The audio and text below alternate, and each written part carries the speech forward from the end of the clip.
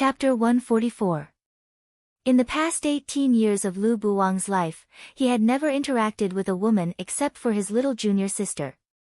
Even his little junior sister was gentle and polite. He had never seen such a fierce weirdo.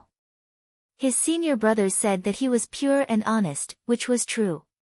He put on airs, but he was repeatedly helpless against Mu Hongjin.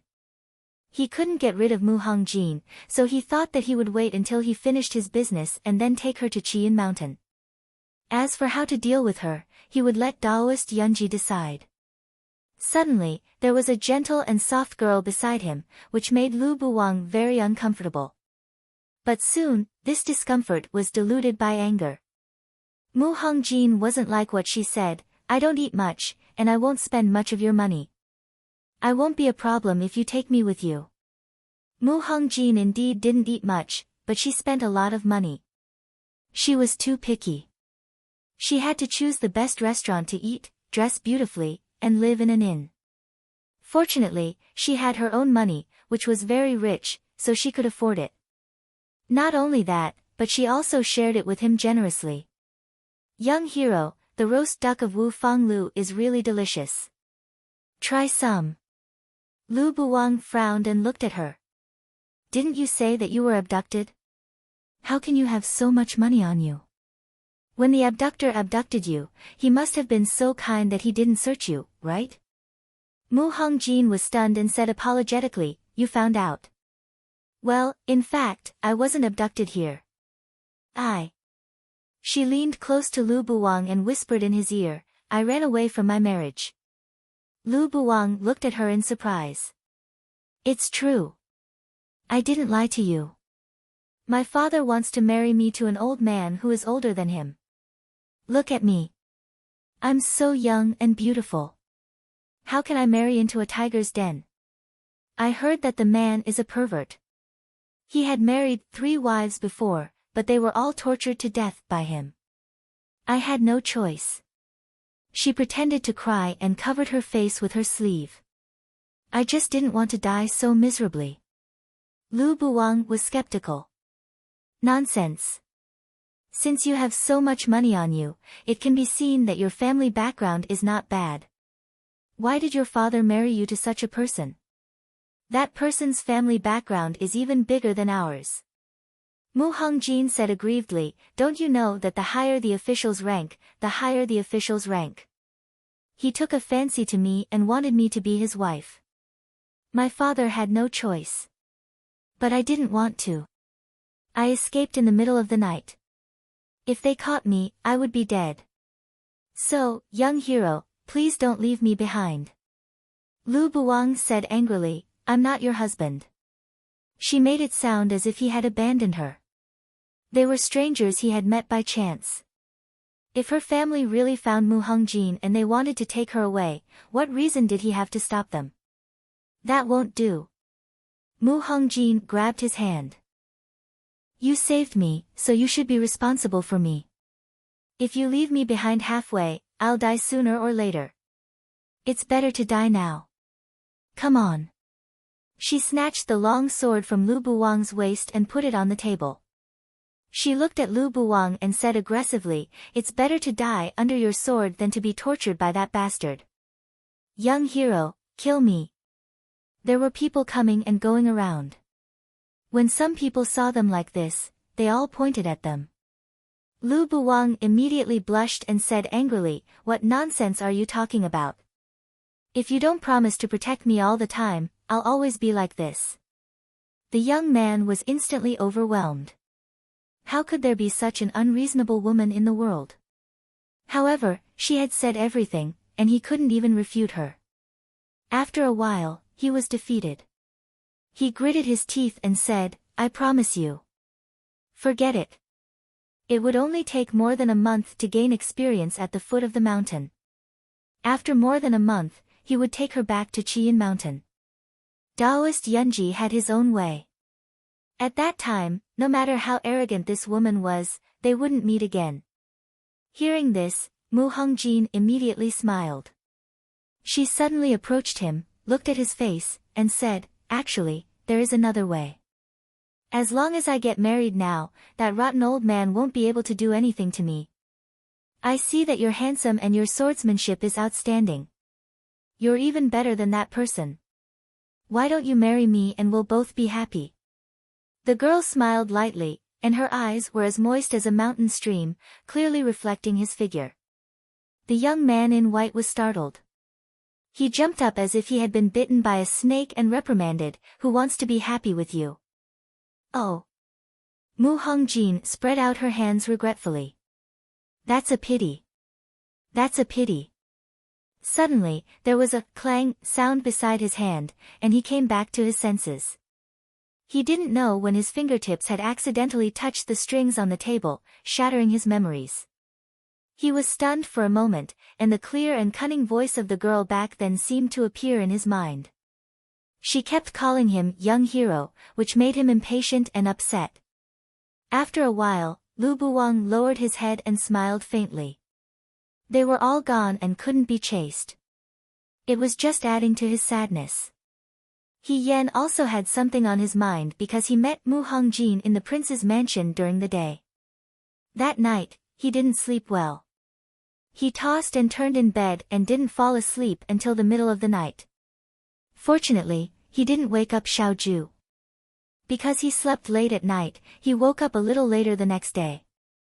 When he woke up, he didn't see Xiaoju.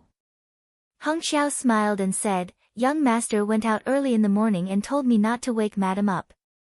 He Yen said, "Oh," and asked Hung Xiao, "Did he say where he was going?" Hung Xiao shook her head. He Yen got up and washed up. After eating, he walked to the courtyard and saw Lu Buwang making tea. Lin Shuanghe was sitting on the side and admiring. "Master." He Yen went over and called. He. Lu Buwang smiled and said, "Do you want to drink tea?" "No." He Yen waved his hand repeatedly. Lu Buwang's skill in making tea looked quite intimidating, but the tea he made had always been very bitter, similar to medicine. Although she wasn't afraid of suffering, she wasn't someone who would ask for it. She immediately said, "I'm going out for a walk. You guys continue." He Yen smiled and walked away. When she arrived at Jiang, if it wasn't for something, her days would be very boring. If it was in the past, she would have practiced martial arts to strengthen her body on such a good morning and good weather. Unfortunately, she was wearing women's clothes now, so it wasn't convenient for her to do this. She was even more afraid of being exposed. After thinking about it, she could only give up.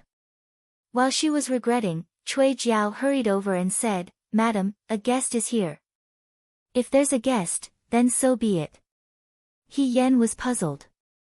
What does it have to do with me? She wasn't the owner of the Cui mansion. She was obviously a guest. Even if there was a guest, it wasn't He Yan's turn to welcome her. No. Cui Jiao carefully looked at her face. "You know this guest. She's the daughter of Ling Diani from the Dibo Hall. She came to the mansion today and said that she came to have fun with you." He Yen was puzzled. Ling Xiu. Was she very close to Ling Xiu? They didn't even talk much. Their relationship wasn't close enough for them to visit each other, right? "Madam, do you want to go and take a look?" He Yen sighed. She had already come to the house. How could he close the door and not meet her? Forget it. He would just go and meet her for a while and see what she was up to. In the small garden, several young girls were sitting together. They were all dressed up and were beautiful. They were even more beautiful than the spring scenery in the garden. They were chattering and laughing, and their voices were like orioles. Just looking at them was really pleasing to the eye. Concubine Wei stood in the corridor and wrung her handkerchief angrily. She said, "These people are really too much. They're bullying our Yuyan." Second concubine Wei was putting nail polish on her fingers. The bright red color of the nail polish made her fingers look especially slender and white. It can't be helped. Who told young Master Qiao to be so handsome? Our Jiang hasn't had such a person for many years. His age is just right. If I were 10 years younger, I would also give it a try. Try my ass. Concubine Wei was so anxious that she cursed. Be careful or I'll tell master. Good sister, I was just saying. Why did you take it seriously? Second concubine Wei laughed. She carefully looked at the nail polish on her fingers under the sunlight. There are so many wolves chasing after a piece of meat. I'm too lazy to deal with them. Miss Yuyan is so pitiful. Third concubine Wei liked to be sad. She covered her heart with her handkerchief and sighed with a frown. She said with some empathy, so many people have their eyes on her as soon as she arrived in Jiang. If she continues to stay in Jiang in the future, will her days be good? Although she is young and beautiful now, if other women were to appear in front of young Master Qiao every day, how long would young Master Qiao be able to last? A man's true feelings are too easily changed. They can't withstand a few words from a vixen.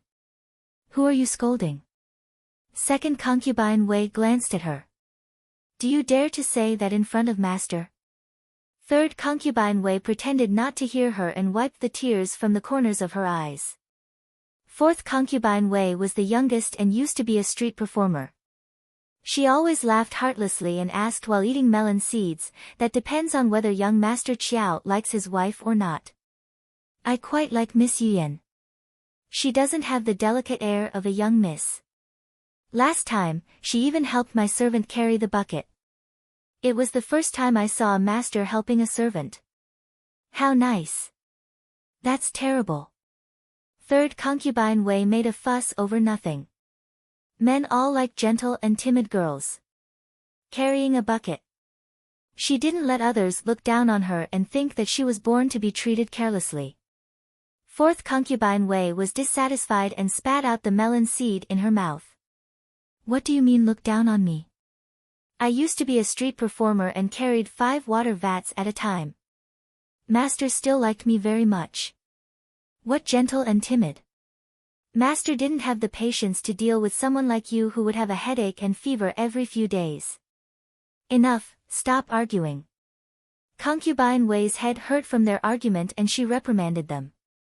We are talking about Miss Yuyan now. In any case, she is quite miserable. Third concubine Wei muttered. You see, Miss Ling isn't easy to deal with. The other girls aren't that easy to deal with either.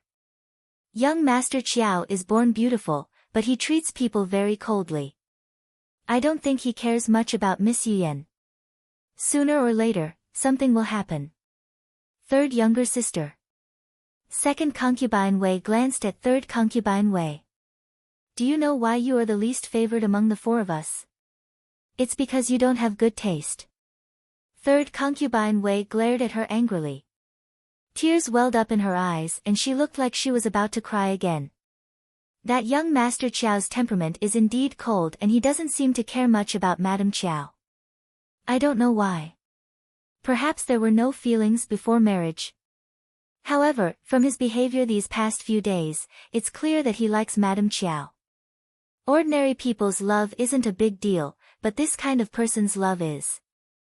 There is a kind of person who is unmoved, but once he is moved, there is only one person in his eyes. Second concubine Wei raised her finger and smiled like a vixen imparting her experience. No matter how many other girls are beautiful, they are all in vain in his eyes. Qiao Huanqing is this kind of person. When these words came out, everyone was silent for a moment. This kind of man was probably what women yearned for. For a moment, they were speechless. After a long while, concubine Wei opened her mouth and asked, Do you mean that we don't have to help? Help what? Second concubine Wei smiled carelessly. That Qiao Huanqing is very protective. Why don't we make a bet? I'm afraid that when Yuyan's husband will stand up for her before she is in trouble.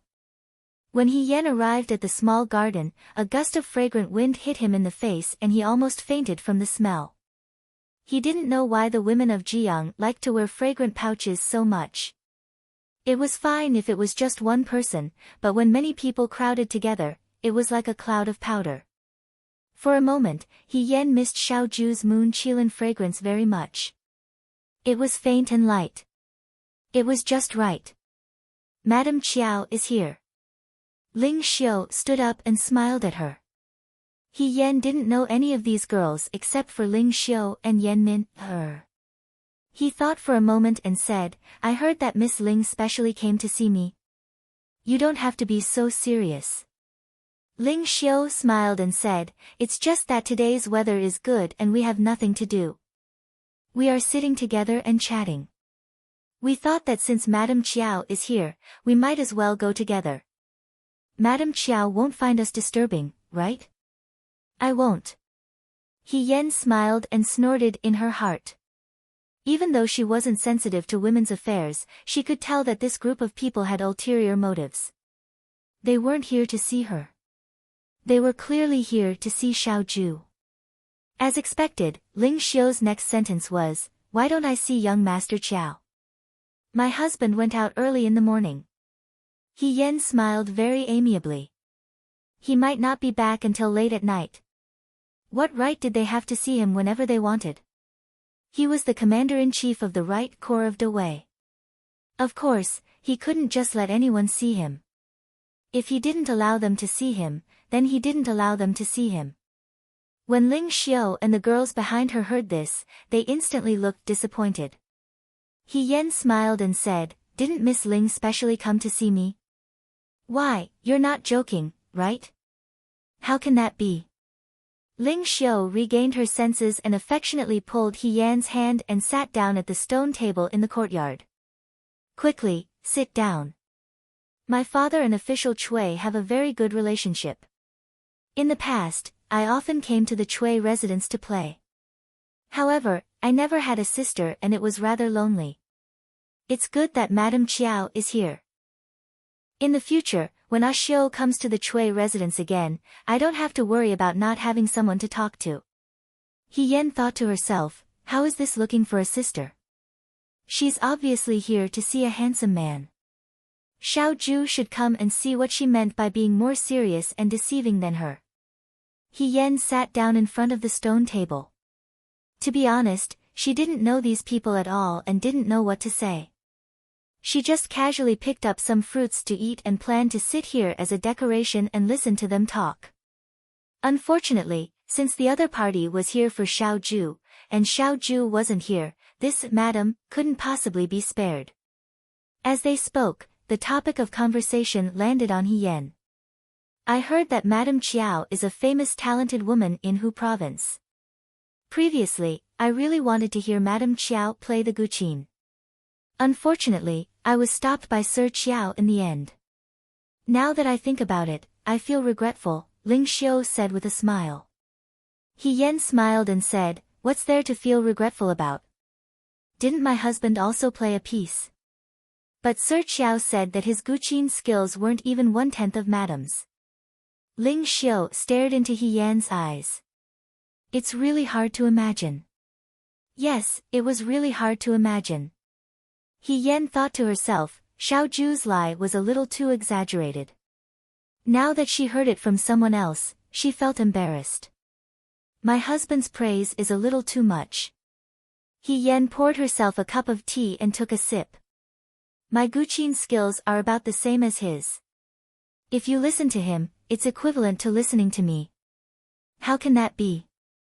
Ling Xiu obviously didn't plan to let her off so easily. In Jiang, we admire talented people the most. Since Madame has the talent to swallow the phoenix, you shouldn't hide it. The weather is good today. Why don't we pick up some poems here? Firstly, it's interesting. Secondly, we can see Madame's talent. Here it comes, here it comes. He Yan was annoyed. Why did Ling Xiu ask him to either play the guqin or compose poems?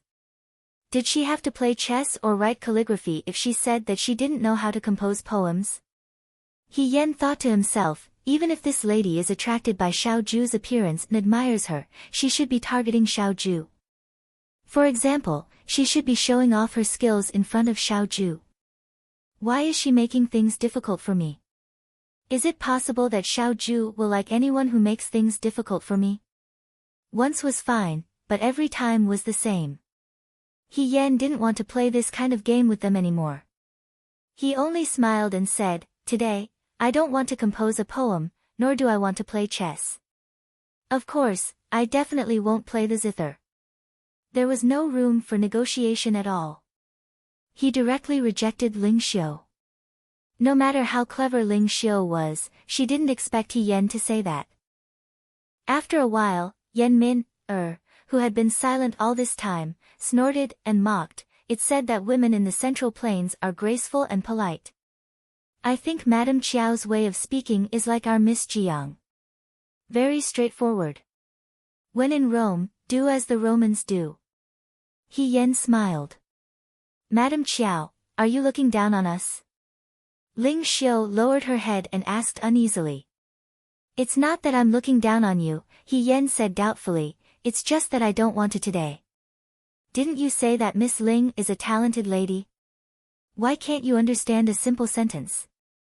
Is it difficult to understand what I said? He Yan would have asked them to come out and fight if they were men looking for trouble today. However, it was not good for a woman to do such ungentlemanly things. After thinking about it, she decided that it would be better to use the title of evil Rakshasa to make these ladies understand that she was not to be trifled with. After being frightened, they would naturally not come to her door and ask her to play the guqin, chess, calligraphy, and painting again. Ling Xiu looked at her in a daze and did not say anything. When the other ladies saw this, they were dissatisfied with He Yan. It was probably because Ling Xiu was very prestigious among them. When Ling Xiu was wronged, all of them wanted to stand up for her. A lady with a slightly louder voice said, Madame Chiao refuses to do this and refuses to do that. Could it be that she doesn't know how to play the guqin? The so-called title of a talented lady doesn't live up to its name. That's why she shirks it every time. How is that possible? Another lady seemed to be deliberately playing along with her. She said in surprise, that young Master Chiao is not an ordinary person. He plays the guqin so well. It's obvious that he's an elegant person. He was already very wealthy in the past. Now that he's acknowledged his ancestors, he'll be a person of status in Jiang sooner or later. I heard that Madame Chiao is also from an ordinary family. If she doesn't have any special skills, what does young Master Chiao like about her? Yan Min, smiled insincerely and said, beauty. Speaking of which, Madame Chiao's skin is as white as jade. She's as beautiful as the moon. She emphasized the word skin as white as jade. He Yan was speechless. She seemed to be talking about Xiaoju. How could she be blamed for that? What kind of logic was that? Beautiful as the moon. There are so many beautiful ladies in Jiang. Isn't Ah Xiu beautiful? She comes from a good family, has a gentle personality, and is brimming with talent. If that's the case, Ah Xiu is the one who's compatible with young Master Chiao. Don't talk nonsense, Ling Xiu said with reddened eyes. He Yan had finally experienced how bold Miss Ji Yang was and how direct she was with her words. But what did they mean by this? Ling Xiu was a pure and innocent lady. Xiaoju was now a married man. Did they want her to be Xiaoju's concubine? Or did they want her to step down to make way for Ling Xiu? Was there something wrong with her brain? We didn't say anything wrong. Madame Chiao, you won't be liked by your husband sooner or later. The lady with the loudest voice laughed and said, Madame Chiao, please don't blame us for not being nice with our words. We're only saying this because we treat you as our own. Don't treat us as outsiders. Oh, since they couldn't do it openly, they were trying to sow discord. He Yan had been with Xiaoju for a long time and had learned a thing or two about his ability to scold people without using any vulgarities. He immediately shook his head and smiled sweetly. Don't treat us as outsiders, don't treat us as outsiders. I know that all of you have good intentions. However, you're worrying too much. My husband treats me very well. Even if I don't know how to play the zither, chess, calligraphy, and painting, he wouldn't blame me at all, let alone if I didn't know how to play the zither. I have a bad temper, and I get angry and ignore people easily. My husband, on the other hand, would always be patient and coax me. He would cook noodles for me and take me to buy noodles. He would remember every word I said. He even remembers things like menstruation better than I do. He Yan glanced at Ling Xiu and saw that Ling Xiu's expression was not good. He felt proud and spouted more nonsense. What's so difficult about learning the zither, chess, calligraphy, and painting? When I'm unhappy, my husband will use his skills to make me happy. What you've seen is just the tip of the iceberg. There are many more that you haven't seen. Outside the courtyard, Xiaoju had not reached the garden. She had just turned the corner when she heard He Yan's pretentious sigh. He used a disgusting and sickening tone to speak. Sigh, such an outstanding and unreasonable man only dotes on me. He can't tolerate anyone else in his eyes. What can I do? Chapter 145. Fei Nu, who was behind her, was speechless. Xiaoju felt her eyebrows twitching. She had just returned to the Cui residence and had not had time to change her clothes when she heard from Cui Jiao that He Yan was dragged to the small garden by Ling Xiu. She knew what a woman like Ling Xiu was up to. However, He Yan did not know anything about women. She thought about it and decided to put out the fire first because she was afraid that Ling Xiu would be taken advantage of. Who knew that as soon as she arrived, she would see Ling Xiu so proud of herself and did not seem to be taken advantage of. The other women were so angry that their faces turned green. She wasn't too stupid. Xiaoju was both angry and amused, so she didn't go forward. She simply stood at the corner of the garden and looked at her coldly. She wanted to hear what other shocking crazy things this person could say. On the other side, Second Yin Yang showed a knowing smile. She pointed at the figure at the corner of the garden and said, "Look, someone is here to protect her." It's true. Fourth Yin Yang clenched her fists and said, "Second sister, you are so good at judging people. I admire you. It's hard to say who he will help." Third Yin Yang was not satisfied with her wrong judgment and said, "What if Qiao Gongzi sees Ling Xiu's beauty and changes sides?" Yin Yang Wei frowned and said, "If you don't know how to speak, then don't speak." Second Yin Yang laughed in schadenfreude. On the other side, He Yan was still speaking with assurance. "That's why I said to my sisters, you must learn the 4 arts of zither, chess, calligraphy and painting. However, you must learn them to make yourself happy. If you only want to make a man like you, then you should learn how to control your husband." Before I was married, I was also very fond of romance. However, after I got married, I felt that everything was just fleeting clouds in the valley. Only the trick of controlling a husband is truly powerful. Really? This group of girls was not too old. Although they were a little annoying at times, they were not so scheming. Since they could write their thoughts on their faces, they were naturally not scheming. One of the girls asked, "Then tell us, what is your secret to controlling your husband?" He Yan coughed and said seriously, "I am ashamed to say that I do not know what my technique of controlling my husband is. Back then, I only met my husband once at the Lantern Festival. I didn't even know him. The next day, he came to propose marriage and said that he would marry no one but me. Actually, I didn't want to get married so early, but he was so infatuated that he told me he wouldn't marry anyone but me. If I didn't agree to marry him, he would commit suicide by jumping into the river. I thought that since it was a human life, I might as well do a good deed.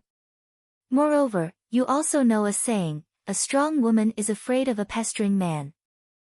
He kept pestering me, so I married him. I've thought about it. There's only one trick to controlling a husband. First of all, you have to have a face that can make people infatuated at first sight and want to marry no one else but you." She combed her long hair that hung in front of her chest and said somewhat embarrassedly, "Of course, this is not something that everyone can do. Secondly, you must like him less than he likes you." Men and women were generally evenly matched. In small matters, there would always be someone who had the upper hand and someone who was at a disadvantage. This is just like fighting a war. It's not a good thing to always place too much importance on your lover. If you treat yourself well, there will naturally be someone who will love you. He Yan made up such nonsense that she almost believed herself. I've never fawned on my husband, but he doted on me like a pearl or a treasure. This is the result. Thirdly, He Yan said in her heart, I can't make up the third one. She smiled slightly, good people are rare. Everyone has to open their eyes and look carefully. Rather than staring at someone else's, it's better to open your eyes and raise a new one. Fei Nu secretly glanced at her master. Second young master Xiao was leaning against the wall. His smile was slightly cold and his eyes were filled with ridicule. Fei Nu thought, this lady he said something about a strong woman being afraid of a pestering man. Their young master is a pestering man.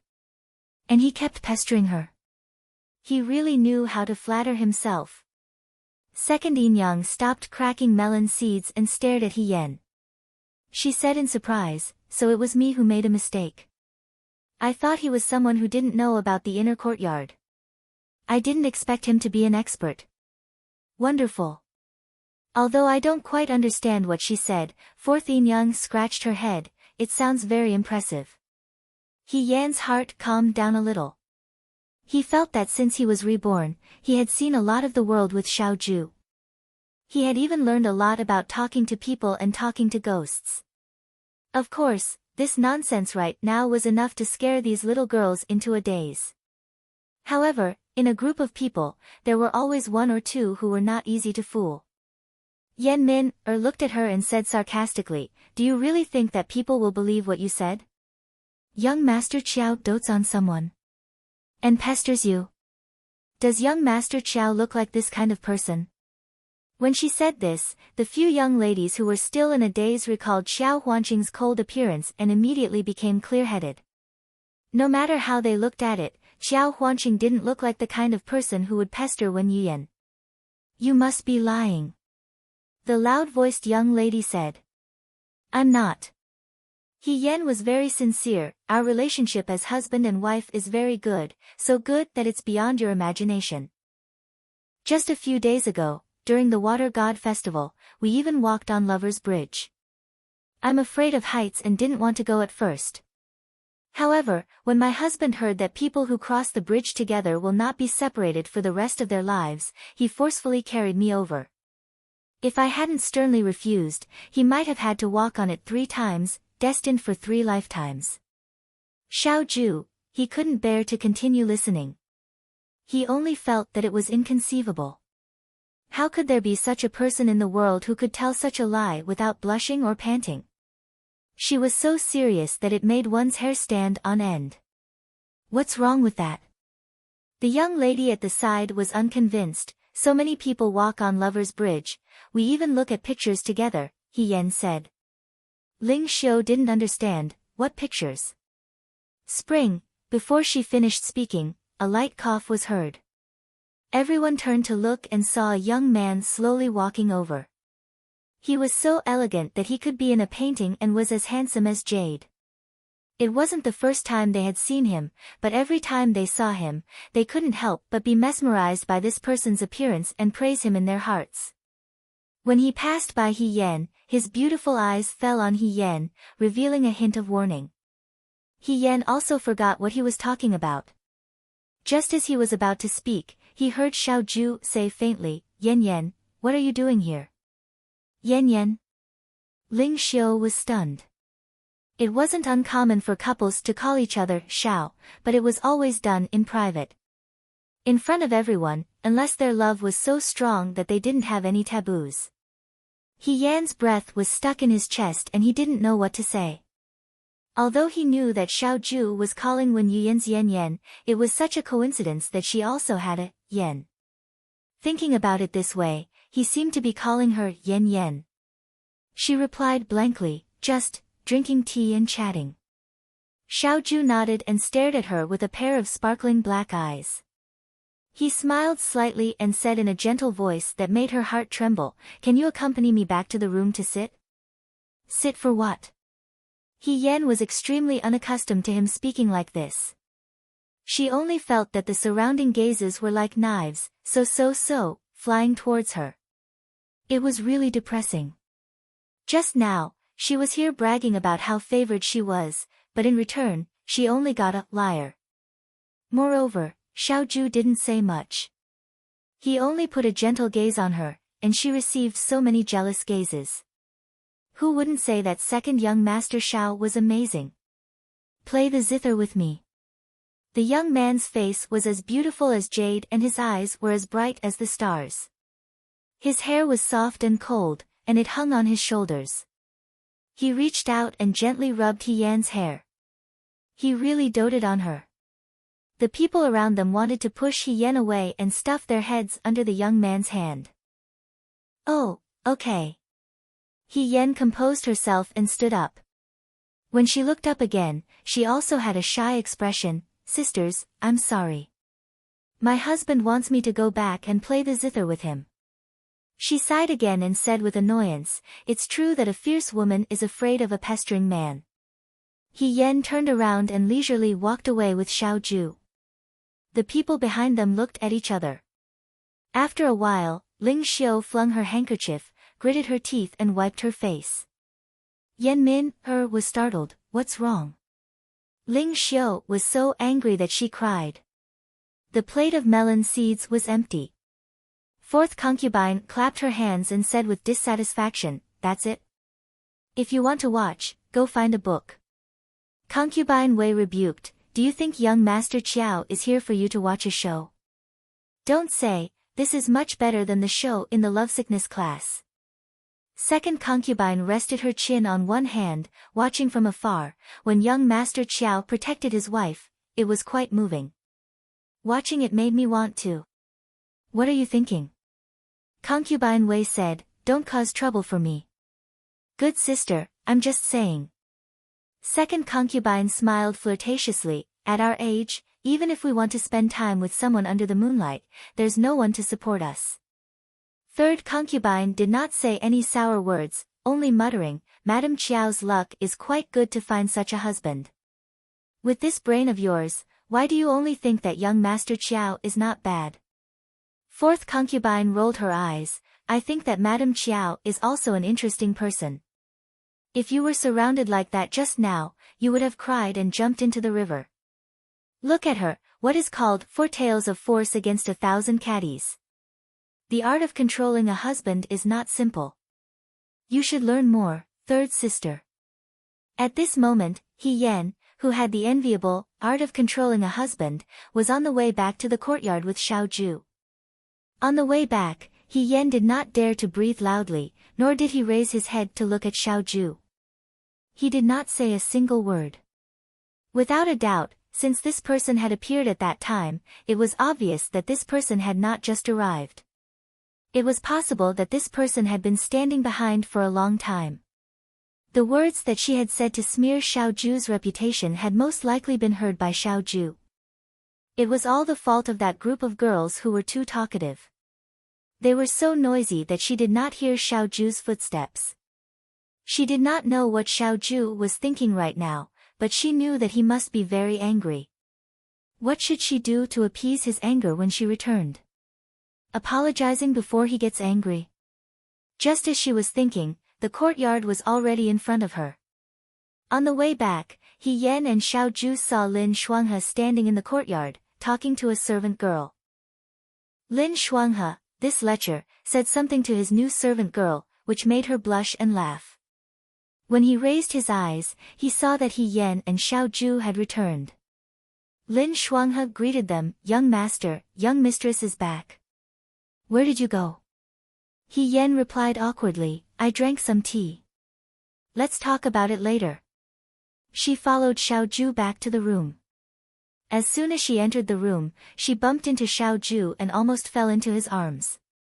Xiaoju looked at her indifferently, reached over her body, and closed the door behind her. He Yan, sit.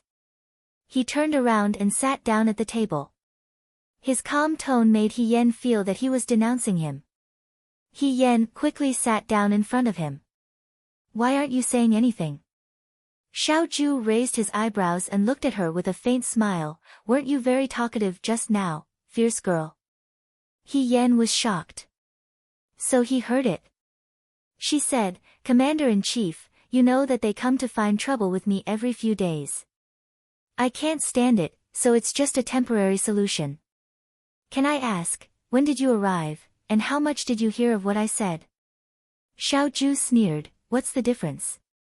The difference is in the content of my apology. Xiao Zhu stared at her for a while, then said, Lady He, do you not care about your own reputation, or do you not care about my reputation? I'm sorry, He Yan apologized sincerely, but I think, now that we are young Master Qiao and Miss Wen, it should be fine to make our relationship more intimate. After all, it's normal for husband and wife to be intimate. Xiao Zhu couldn't take it anymore. Are you talking about intimacy? Isn't it? If I didn't come over just now, what were you going to say? What did you and I look at? He was well educated and couldn't bring himself to say those two words. However, He Yan was obviously not as particular as him. He said straightforwardly, you're talking about the spring map. Xiao Zhu pinched her forehead, you don't have to say it so loudly. He Yan lowered his voice and asked doubtfully, we looked at the spring map together, which means that we have a very good relationship. What's wrong with that? Back in the days when they were in the barracks, the men had expressed their friendship with their lives. Most likely, they had shared their treasured treasure maps with their brothers. If they didn't have a good relationship, they wouldn't lend it to them even if they begged. It was even more so between husband and wife. When two people looked at the spring map together, it was like they were glued to each other. Xiao Zhu's face darkened. He asked slowly, who told you that looking at the spring map together means that we have a good relationship? What kind of person was this? He Sui taught his daughter how to say such things. She didn't even know what to say and what not to say. Did she know that if he didn't appear today and stop her from saying what she was going to say next, what she said would be enough to shock everyone in Jiang City? He Yan suddenly stopped talking, that's what I think. Also, after you looked at the spring map, you said that we had a good relationship. There wasn't any estrangement because of it, right? When did I look at it? Xiao Zhu's face turned pale. You looked at it at that time, He Yan insisted, it's still a look. We've already looked at it together. He was slightly annoyed, I didn't look at it. You did. I didn't. Forget it, He Yan said, if you say you didn't, then don't. Xiao Zhu felt a headache coming on. She was the one who was talking nonsense. Why did it seem like she was the one who was being unreasonable? You're talking nonsense. It's fine if you don't take our reputation seriously, but you'll also ruin Xiao Huanqing and Wen Yuyan's reputations. He sneered slightly. He Yan thought for a moment and said, I understand. I won't tell anyone that we looked at the spring map together. I didn't look at it with you, Xiao Zhu emphasized again. Then can I look at it myself? He Yan was puzzled. Why was Xiao Zhu still brooding over this matter?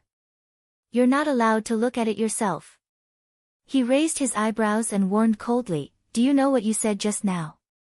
You're a fierce woman. He Yan coughed and choked on his own words.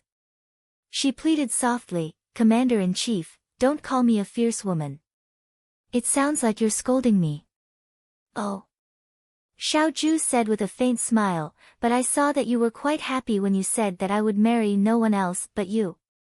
If I couldn't marry you, I would jump into the river. Lady, he isn't tall, but I didn't expect you to have so many tricks up your sleeve. Isn't that to prove that your heart is as firm as a rock? He Yan said helplessly, I just wanted them to give up. Otherwise, they would come to find trouble with me every few days. Who could stand that? You can use your beauty to commit crimes. The unlucky one is me. Commander-in-Chief, you have to have some sympathy. I don't have any sympathy. Xiao Zhu was so angry that she laughed. If it weren't for the fact that he wanted to help her out and teach Ling Xiu and the others not to do useless things, he wouldn't have had to do so in front of others. Even now, he still felt uncomfortable. Why should I have sympathy? He said indifferently, don't you have the ability to control your husband? You only need to hook your finger to make your husband dote on you. It sounds like your husband is more pitiful. He Yen didn't know what to say. You have a face that makes people want to marry only you. Xiao Ju's lips curled into a playful smile. She stared into her eyes and said slowly, he loves you like a jewel and a treasure, but you don't love him as much as he loves you. You pester him, but he doesn't change his infatuation and insists on being with you for 3 lifetimes. Fierce woman, aren't you a little too heartless? He Yen had goosebumps when he heard her call him a fierce woman. She quickly moved the stool closer to Xiao Ju and grabbed his arm. She said righteously, that's right. Our commander-in-chief is such a beautiful person. How can she be the one who pesters him? Other than you, no one else has the right to be called a fierce woman. If you want to be with someone for 3 lifetimes, don't even mention crossing a bridge, you can even cross a mountain of swords. No one can be heartless to you, no one. That's not what you said just now. He said slowly. What I said just now was a lie. I'm speaking the truth now. He Yen said, you have to believe me. The girl's eyes were clear and firm, just like the wild cat he met in the courtyard. When its tail was stepped on, its fur would explode, but when it jumped up to be patted, it would be exceptionally obedient. A hint of a smile flashed across his eyes, but it disappeared in a flash. He said lightly, in the future, don't read such nonsense. He paused and said, let's forget about this matter. He Yen was greatly relieved. This person was really not easy to fool. All he did was make him sound a little less cold, and he got so angry. It seemed that second young Master Xiao really cared about his image in other people's eyes. He Yen thought about it and said, Commander-in-Chief, don't just look at these things. Before this, I also said a lot of good things about you. For example, I said that you are proficient in zither, chess, calligraphy, and painting, and that you are omnipotent. Next time, you must perform well in front of them to prove that what I said is true. Xiao Ju sneered, am I a street performer? That's not true. He Yen scratched his head. He thought for a while and said to Xiao Ju, but next time, if something like this happens again, and there are still people who don't know how to read the situation and come looking for trouble, Commander-in-Chief, you must cooperate with me and show that we are a loving couple. Maybe this way, they will know how difficult it is and retreat, and stop looking for trouble. Xiao Ju raised her eyebrows, cooperate. He Yen nodded. He glanced at He Yen, if you beg me, I can consider it. He Yen said, please, Commander-in-Chief. Xiao Ju, she actually said it out loud so easily. He frowned slightly, and a mocking smile appeared at the corner of his mouth, you are so spineless, and you call yourself a fierce woman. I told you not to call me a fierce woman. He Yen was angry, Commander-in-Chief, you are really childish. Oh.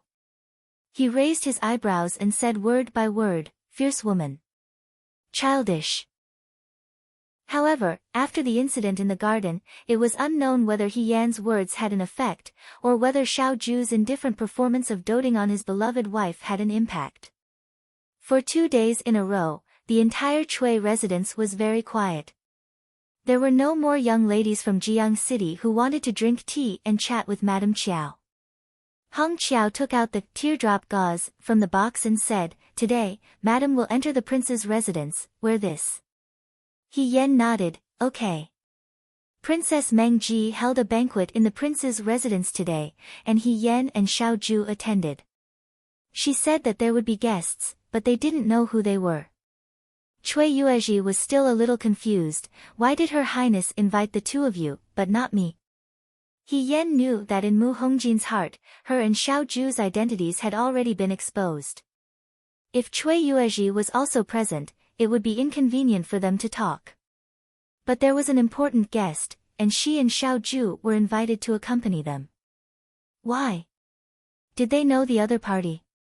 But they couldn't figure it out. They would know when they arrived at the prince's residence. After Hong Qiao dressed He Yan went out. Xiao Ju was already waiting outside, talking to Lu Buwang. These days, Lu Buwang wasn't around during the day and only came back at night. When he came back, it was too late. He Yan had already fallen asleep, so he didn't have time to talk to Lu Buwang. Now that she saw Lu Buwang, she had to go out again. "Master," she said. In fact, there were several times when He Yan wanted to ask Lu Buwang if he wanted to see Mu Hongjin. But after all, it was someone else's business, and he couldn't interfere too much. Besides, only he knew what had happened between the two of them. Lu Buwang smiled and nodded at her. Be careful." He Yan nodded. Now that there might be Yudo in Jiang City, there might be people who had seen Xiao Ju. It was never a bad thing to be careful. Fei Nu and Qi Wu followed them as coachmen. Lin Shuanghe stayed in the Chui residence, so he didn't have to go with them. He Yan and Xiao Ju got on the carriage. He Yan asked, "Commander, today, Princess Mengji specially asked you and me to go to the prince's residence for the banquet, but she didn't ask Cui Zhongqi. That means she was worried about our identities. But there are important guests coming. Could it be that the important guests know our identities? Who are they?" Xiao Ju lowered her eyes. The emotions in her eyes were unclear, and her voice was extremely flat. "People from Shuojing." Chapter 146. He Yan and Xiao Ju got off the carriage when they arrived at Prince Mengji's mansion. A servant led the way. This was not their first time visiting the Prince Mengji's mansion, so they felt much more at ease. The servant led He Yan and Xiao Ju to the entrance of the banquet hall and said respectfully, "His Highness and the guests are inside. Young Master Qiao and Madam can go in directly." He Yan and Xiao Ju entered the banquet hall. Mu Hongjin was leaning on a soft couch, her red robe spread across her face. She had a faint smile on her lips and was listening to the zither player playing the zither. There was another person sitting at a short and long table with his back facing He Yan. He was wearing a bamboo-colored robe and had a jade hairpin on his head. His back view looked somewhat familiar. She was still trying to figure out who this person was when Mu Hongjin's gaze swept past them and she smiled. "Military Governor Xiao is here." He Yan and Xiao Ju bowed to Mu Hongjin. At the same time, the man who was sitting with his back facing them also stood up and turned his head to look at them. The space between his brows was as gentle and elegant as an orchid, as clear as a banished immortal. He Yan never thought that he would actually see Chu Zhao in Meng Ji Wang Fu in Jiyang. The shock only lasted for a moment. He Yan immediately knew that things weren't good. She was now disguised as a woman. She didn't know what Chu Zhao would think if he saw her. This person's identity was still unknown. If he went back and told Su Jingfu would use this matter to create trouble for Xiao Ju. That wouldn't be good. She stopped in her tracks and subconsciously took a step back towards Xiao Ju, trying to block Chu Zhao's gaze.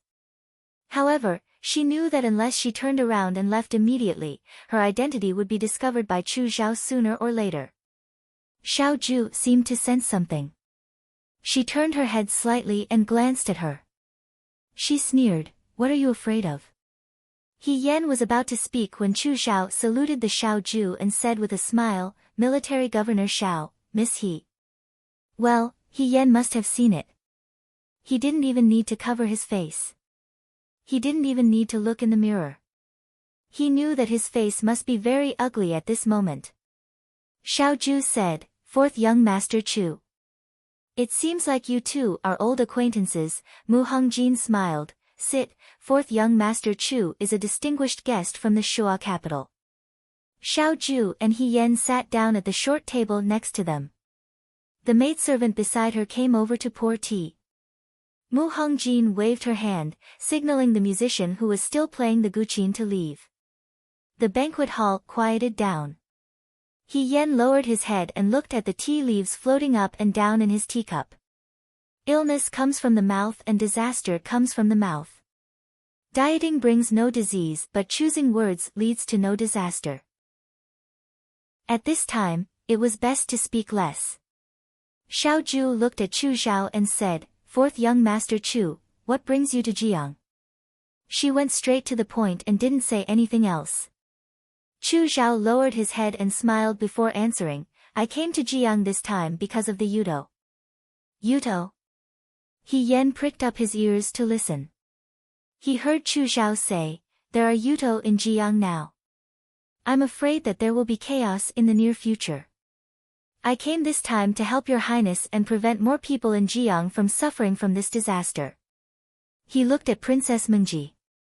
Xiao Ju smiled slightly. "Fourth young master Chu, how did you find out that there are Yuto in Jiang?" "We caught a Yuto in the Shoa capital who was plotting to start a war.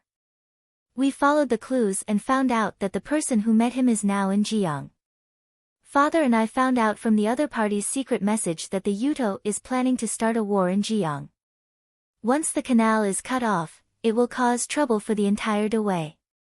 Father ordered me to immediately rush to Jiang and inform your highness of this matter to prepare for a rainy day." Xiao Ju raised her eyebrows and said in a mocking tone, "As far as I know, Shi Jinbo no longer cares about the matters in the residence. I'm afraid that he can't order fourth young master Chu around." Lin Shuanghe had also said this to He Yen. Shi Jinbo had been fooling around every day and didn't care about the matters in the residence. Shi Jinbo's wife was in charge of the matters in the residence. As for the rest, ever since Chu Xiao had Su Jingfu's support, Shi Jinbo had already become Chu Xiao's residence. "It's just a rumor spread by outsiders," Chu Xiao replied in a good-natured manner. "I don't dare to disobey father's words." Mu Hongjin seemed to have discovered something from the exchange between the two of them. She wasn't in a hurry to speak.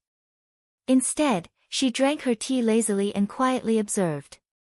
"If you want to inform Her Highness, a secret letter will do." Xiao Ju sneered, "Fourth young master Chu, why do you have to personally make a trip?" "Because there's something more important that needs to be personally handed to Her Highness." Mu Hongjin chuckled, "Fourth young master Chu, you brought the Yudo's military defense map." Xiao Ju and He Yen looked up at Mu Hongjin at the same time. With the other party's military defense map, the war was already half won. But how did Chu Xiao get such an important thing? He Yen couldn't help but ask, "Fourth young master Chu, where did you get this map? How can you be sure that the drawing on this map is real or fake?" "How I got it depends on luck." Chu Xiao smiled gently, "As for whether it's real or fake, I can't be sure. So, I can only give it to Her Highness."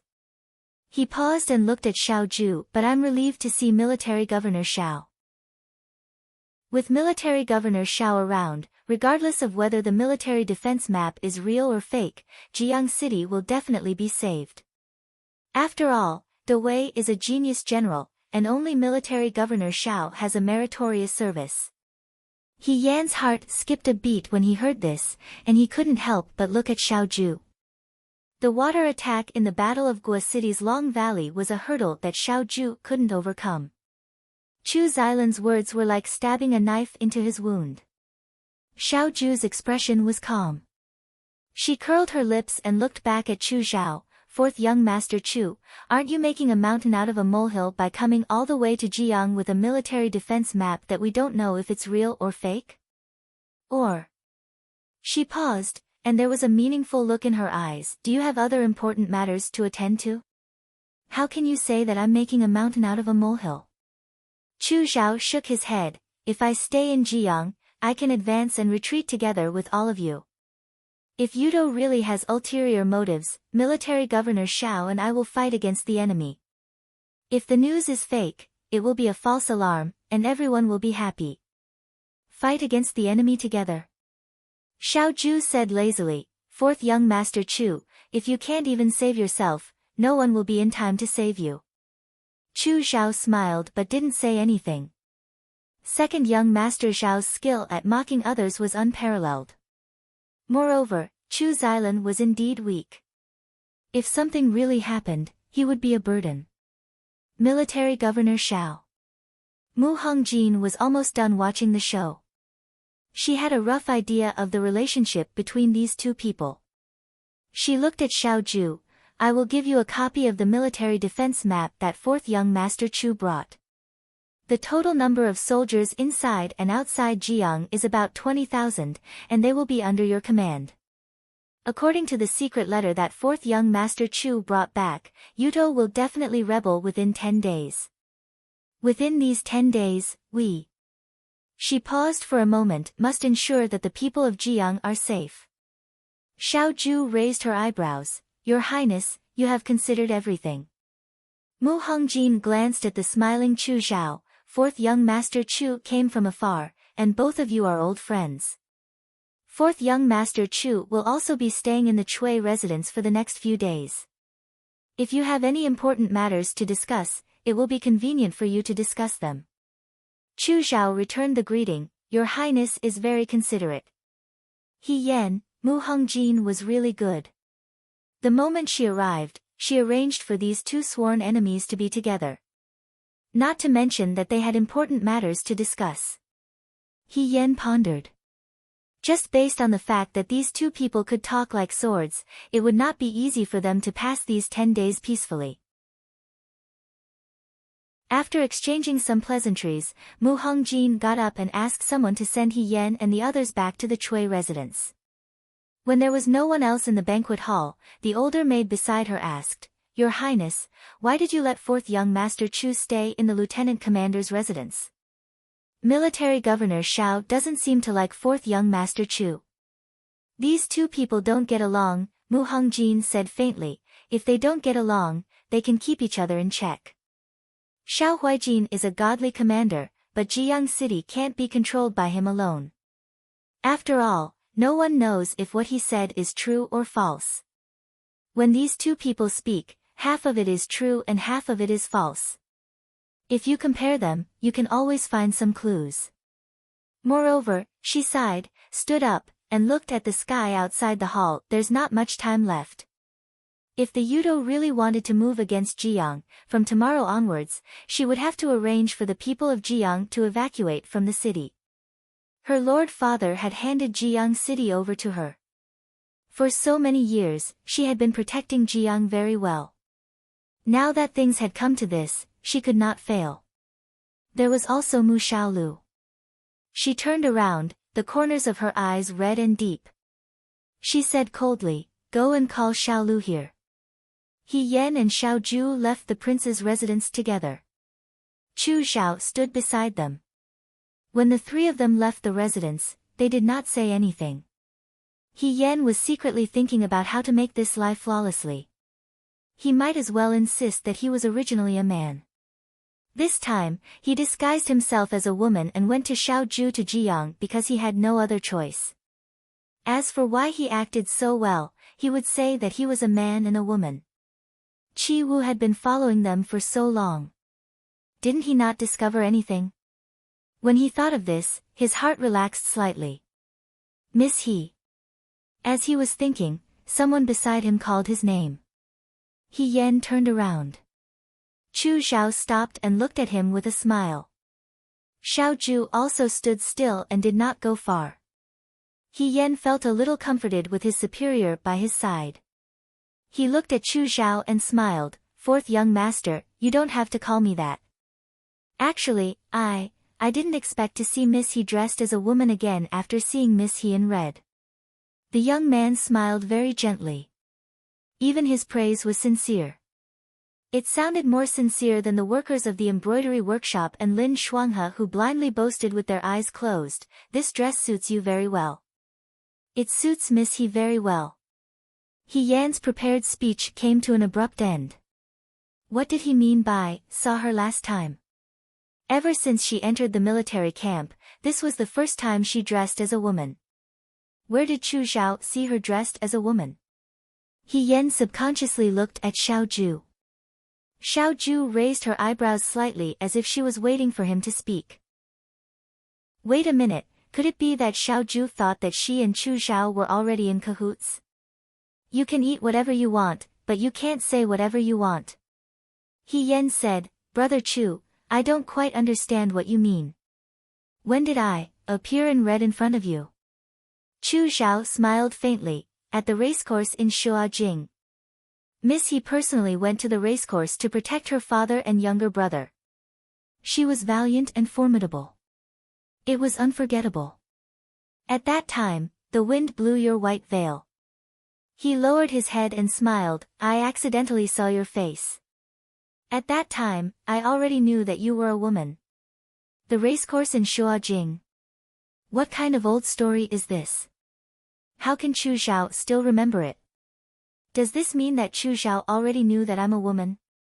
He Yan was shocked. So, Brother Chu already recognized me when we were in Liangzhou? At that time, I saw that Miss He didn't seem to want her identity to be exposed. Moreover, there were many people in the Imperial Guard station, so I didn't reveal it. Chu Xiao said, however, since we've met here today, there's no need to hide it anymore. Chu Xiao looked at He Yan and said gently, I'm not saying this for anything else. I just hope that Miss He won't worry. I didn't reveal your identity when we were in Liangzhou. Now that we're in Jiang, I won't tell anyone either.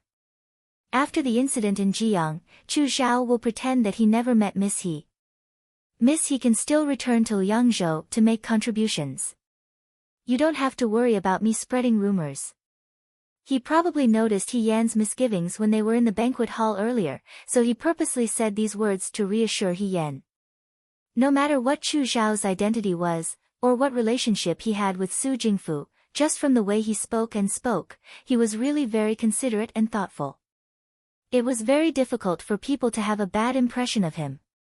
He Yan smiled and said, then I will thank Brother Chu first.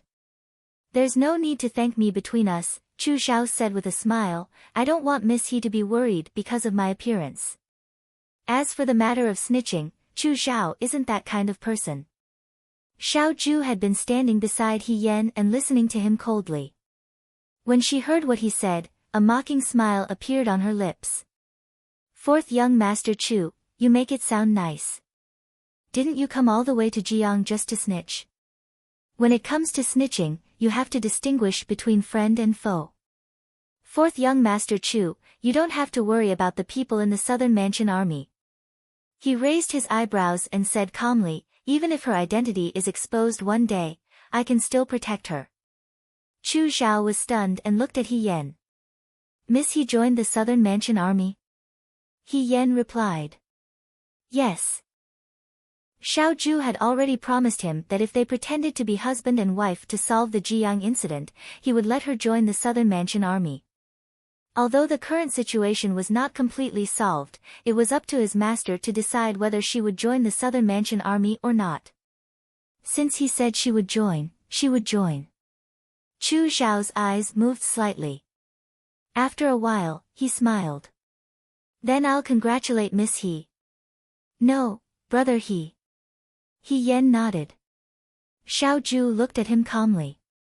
If there's nothing else, fourth young Master Chu, please find a carriage for yourself. The space between husband and wife is not suitable for outsiders. Fourth young Master Chu, please go ahead.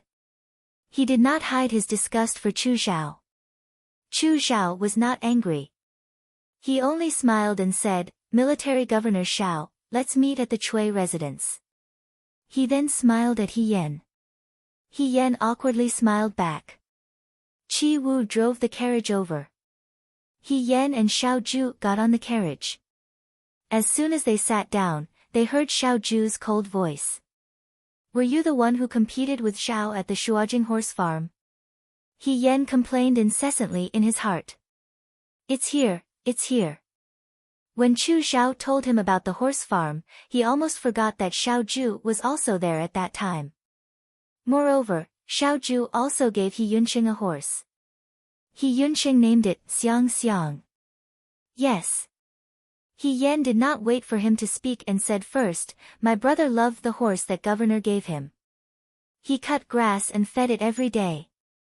He never had the chance to thank governor.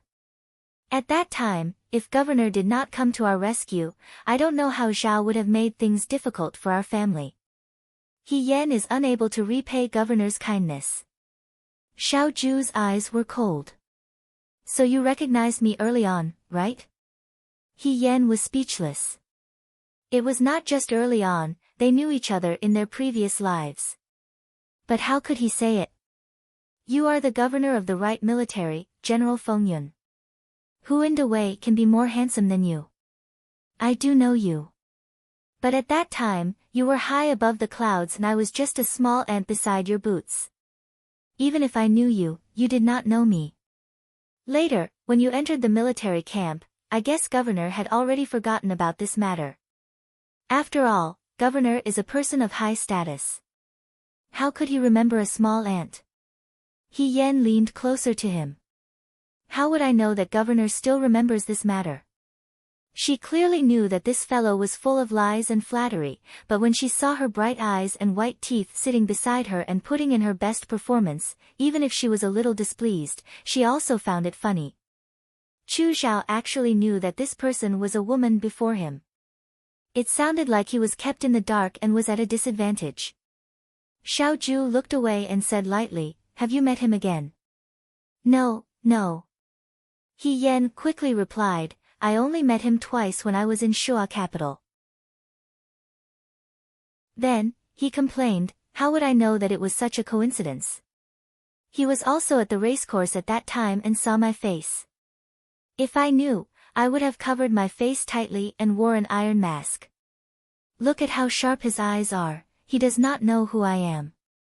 You don't want him to see your face? Of course not. He Yan was confused.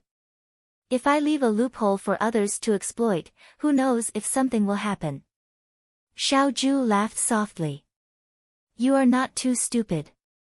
Governor, He Yan asked, do you think that fourth young master Chu will tell others about my identity? Although Chu Zhao said so, He Yan did not dare to believe him easily. Especially since this person's identity was mysterious. It was unknown whether he was an enemy or a friend. Now you know to be afraid. Not really, He Yan said, if he wants to tell, I will pack up and run away in advance. He Yan said and sighed. It is just that I have been in the Liang province guard for so long. I really can't bear to part with Governor. If I really have to part with Governor, it will be very difficult. What you can't bear to part with is the opportunity to enter the Southern Prefecture Army. Xiao Zhu was unmoved. How can you think of me like this? He Yan said seriously. With my skills, I will be highly valued by any general. The reason why I can't forget about the Southern Prefecture Army is because it is the governor's army. It was probably due to Xiao Zhu's constant flattery that unknowingly, He Yan was able to speak flatteringly without blushing or panting. Governor, what you said just now still counts, right? What did I say? That even if my identity is exposed and everyone knows that I am a woman, you can still protect me? Xiao Zhu sneered. Don't worry. No matter how long the Chu clan's reach is, it is not as deep as the Southern Prefecture Army. However, his beautiful eyes focused on He Yan and he said calmly, Lady, he is so troublesome. Why should I waste my time and effort and take so many risks for you? Because we have seen the map together. It is not a normal relationship. He Yan answered calmly. Xiao Zhu's calm face suddenly cracked. What did you say? Don't worry. He Yan put his index finger in front of his mouth and made a shushing gesture. He said, I will never tell anyone that the governor and I saw the map together on the first day you came to Jiang. The carriage stopped in front of the Chui residence. He Yan and Xiao Zhu had just entered. Before they reached the courtyard, they saw Lin Shuanghe hurriedly walking towards them. When Lin Shuanghe saw the two of them, he closed his fan. You are finally back. Did you know? Fourth young master Chu came to Jiang. He Yan did not wait for him to finish. You already know. Lin Shuanghe was stunned. He arrived just a moment before you. I heard that Princess Meng Ji arranged for him to stay in the Chui residence. What is going on? He looked around and saw that there was no one around. He leaned closer and whispered, Is there a conspiracy? And younger sister He Lin Shuanghe felt a headache coming on. You can't let Chu Xilan see you like this. What if your identity is exposed? We have already met in the prince's residence. He Yan comforted him. Fourth young master Chu also promised us that he will not tell anyone about this for the time being. Brother Lin, you can rest assured. You have already met. Lin Shuanghe looked at Xiao Ju and He Yan. He understood a little and asked, Princess Meng Ji asked you to come to the prince's residence to meet Chu Xilan, right? He Yan nodded. What is Chu Xilan doing in Jiang? Lin Shuanghe asked curiously. He's a young master from the Shuo capital. Wouldn't he come so far to sightsee? Why didn't he come earlier or later? You just arrived in Jiang, and he arrived right after you. What a coincidence. He didn't know about the Yuto yet. He Yan said, it's a long story. Where's my master? Mr. Lu just came back. Lin Shuanghe asked, what's wrong? He Yan looked at Xiao Ju. When I saved the little highness, my master also mentioned that he came to Jiang City to track down a group of Yuto. Since the news brought by fourth young master Chu is related to Yuto, why don't you call my master over as well? Once we compare the information, we may find something else. After a pause, she was afraid that Xiao Ju didn't trust Lu Buwang, so she said, my master is definitely not a bad person.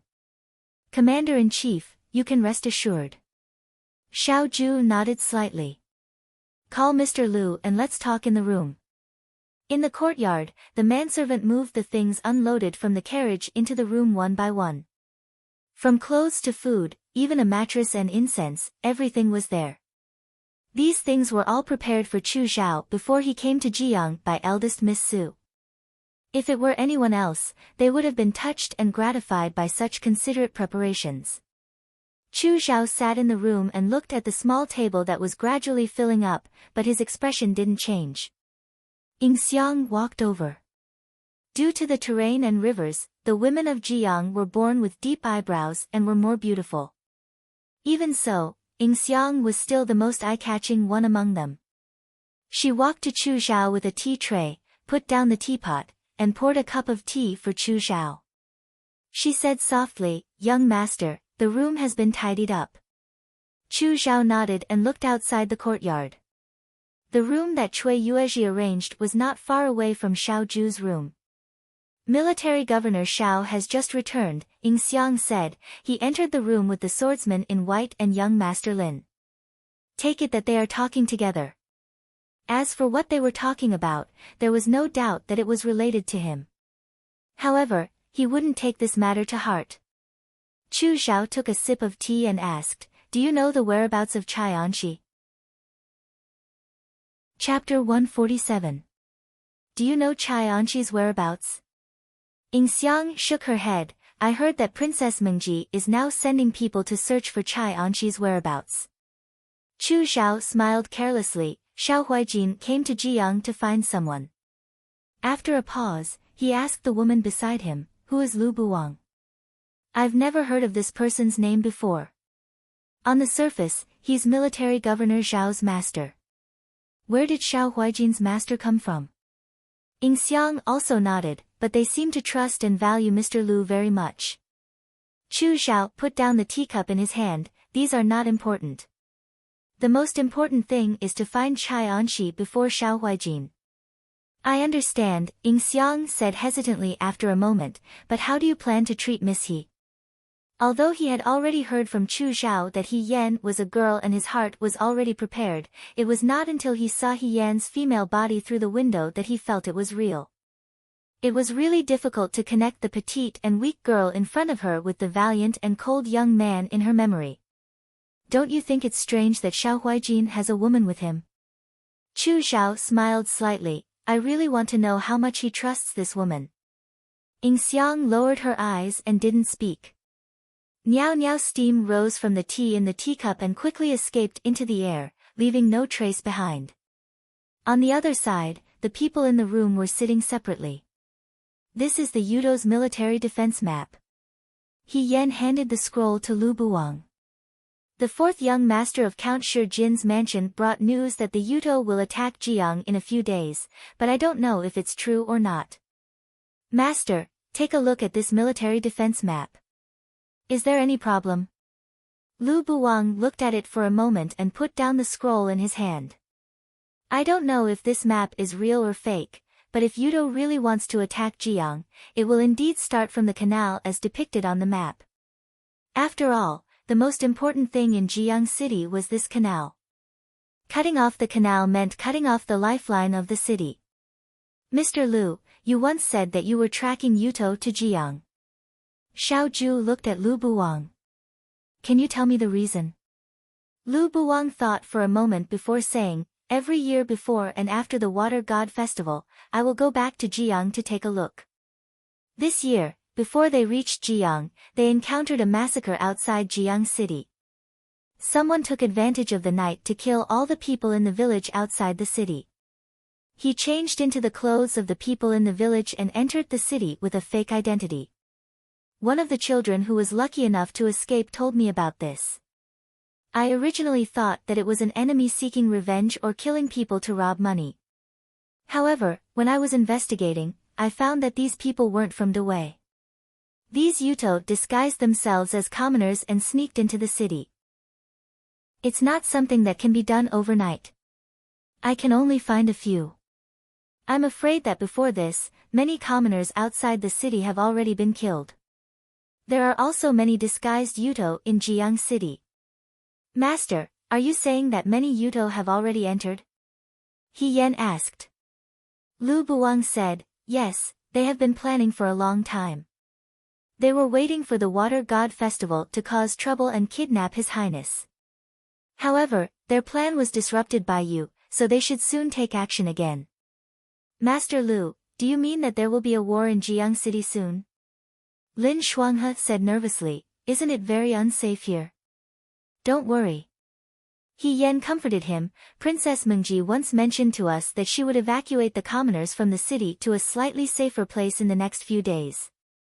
Brother Lin will be fine with the commoners in Jiang City at that time. Only then did Lin Shuanghe feel a little relieved, but he immediately put on a righteous appearance. He said, what do you mean by following the commoners in the city? How can I be such a coward? Naturally, I will advance and retreat together with my brothers and live and die together. Don't try to persuade me. I must be with you and won't live alone. He Yen was speechless for a moment before he said to Lu Buwang, Master, Princess Mengji has handed the city gate guards to the commander-in-chief. Do you want to come and take a look? Have you forgotten? Lu Buwang was a little helpless. I only know how to set up formations and don't know how to fight. That was true. Lu Buwang knew Chimenduanjia, bow, horse, saber, and spear, but they were all his skills. Back then, when he taught her Chimenduanjia, He Yen studied it himself and used it to set up formations. Only then did he gradually develop his own set of skills. You don't know how to fight? Lin Shuanghe was very surprised. My younger sister he is so good at memorizing military books. I thought that a famous teacher produced a brilliant disciple. Why? Is my younger sister he a self-taught genius? He Yen smiled awkwardly. She's very talented. Maybe I was a female general in my previous life, so I can understand it easily. Xiao Ju sneered and didn't say anything. In the next few days, I will continue to track down the whereabouts of that group of Yuto.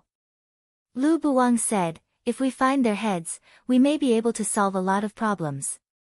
As for the city gate army of Jiang, I'll leave it to military governor Xiao. Lu Buwang looked at Xiao Ju. He now knew Xiao Ju's identity. The city gate army doesn't have the advantage in terms of numbers. Military Governor Xiao, please take care of the people of Jiang. He seemed to have deep feelings for Jiang. Xiao Ju nodded. Everyone talked about the Yudo matter again. Xiao Ju would go to train the city gate army of Jiang City tomorrow.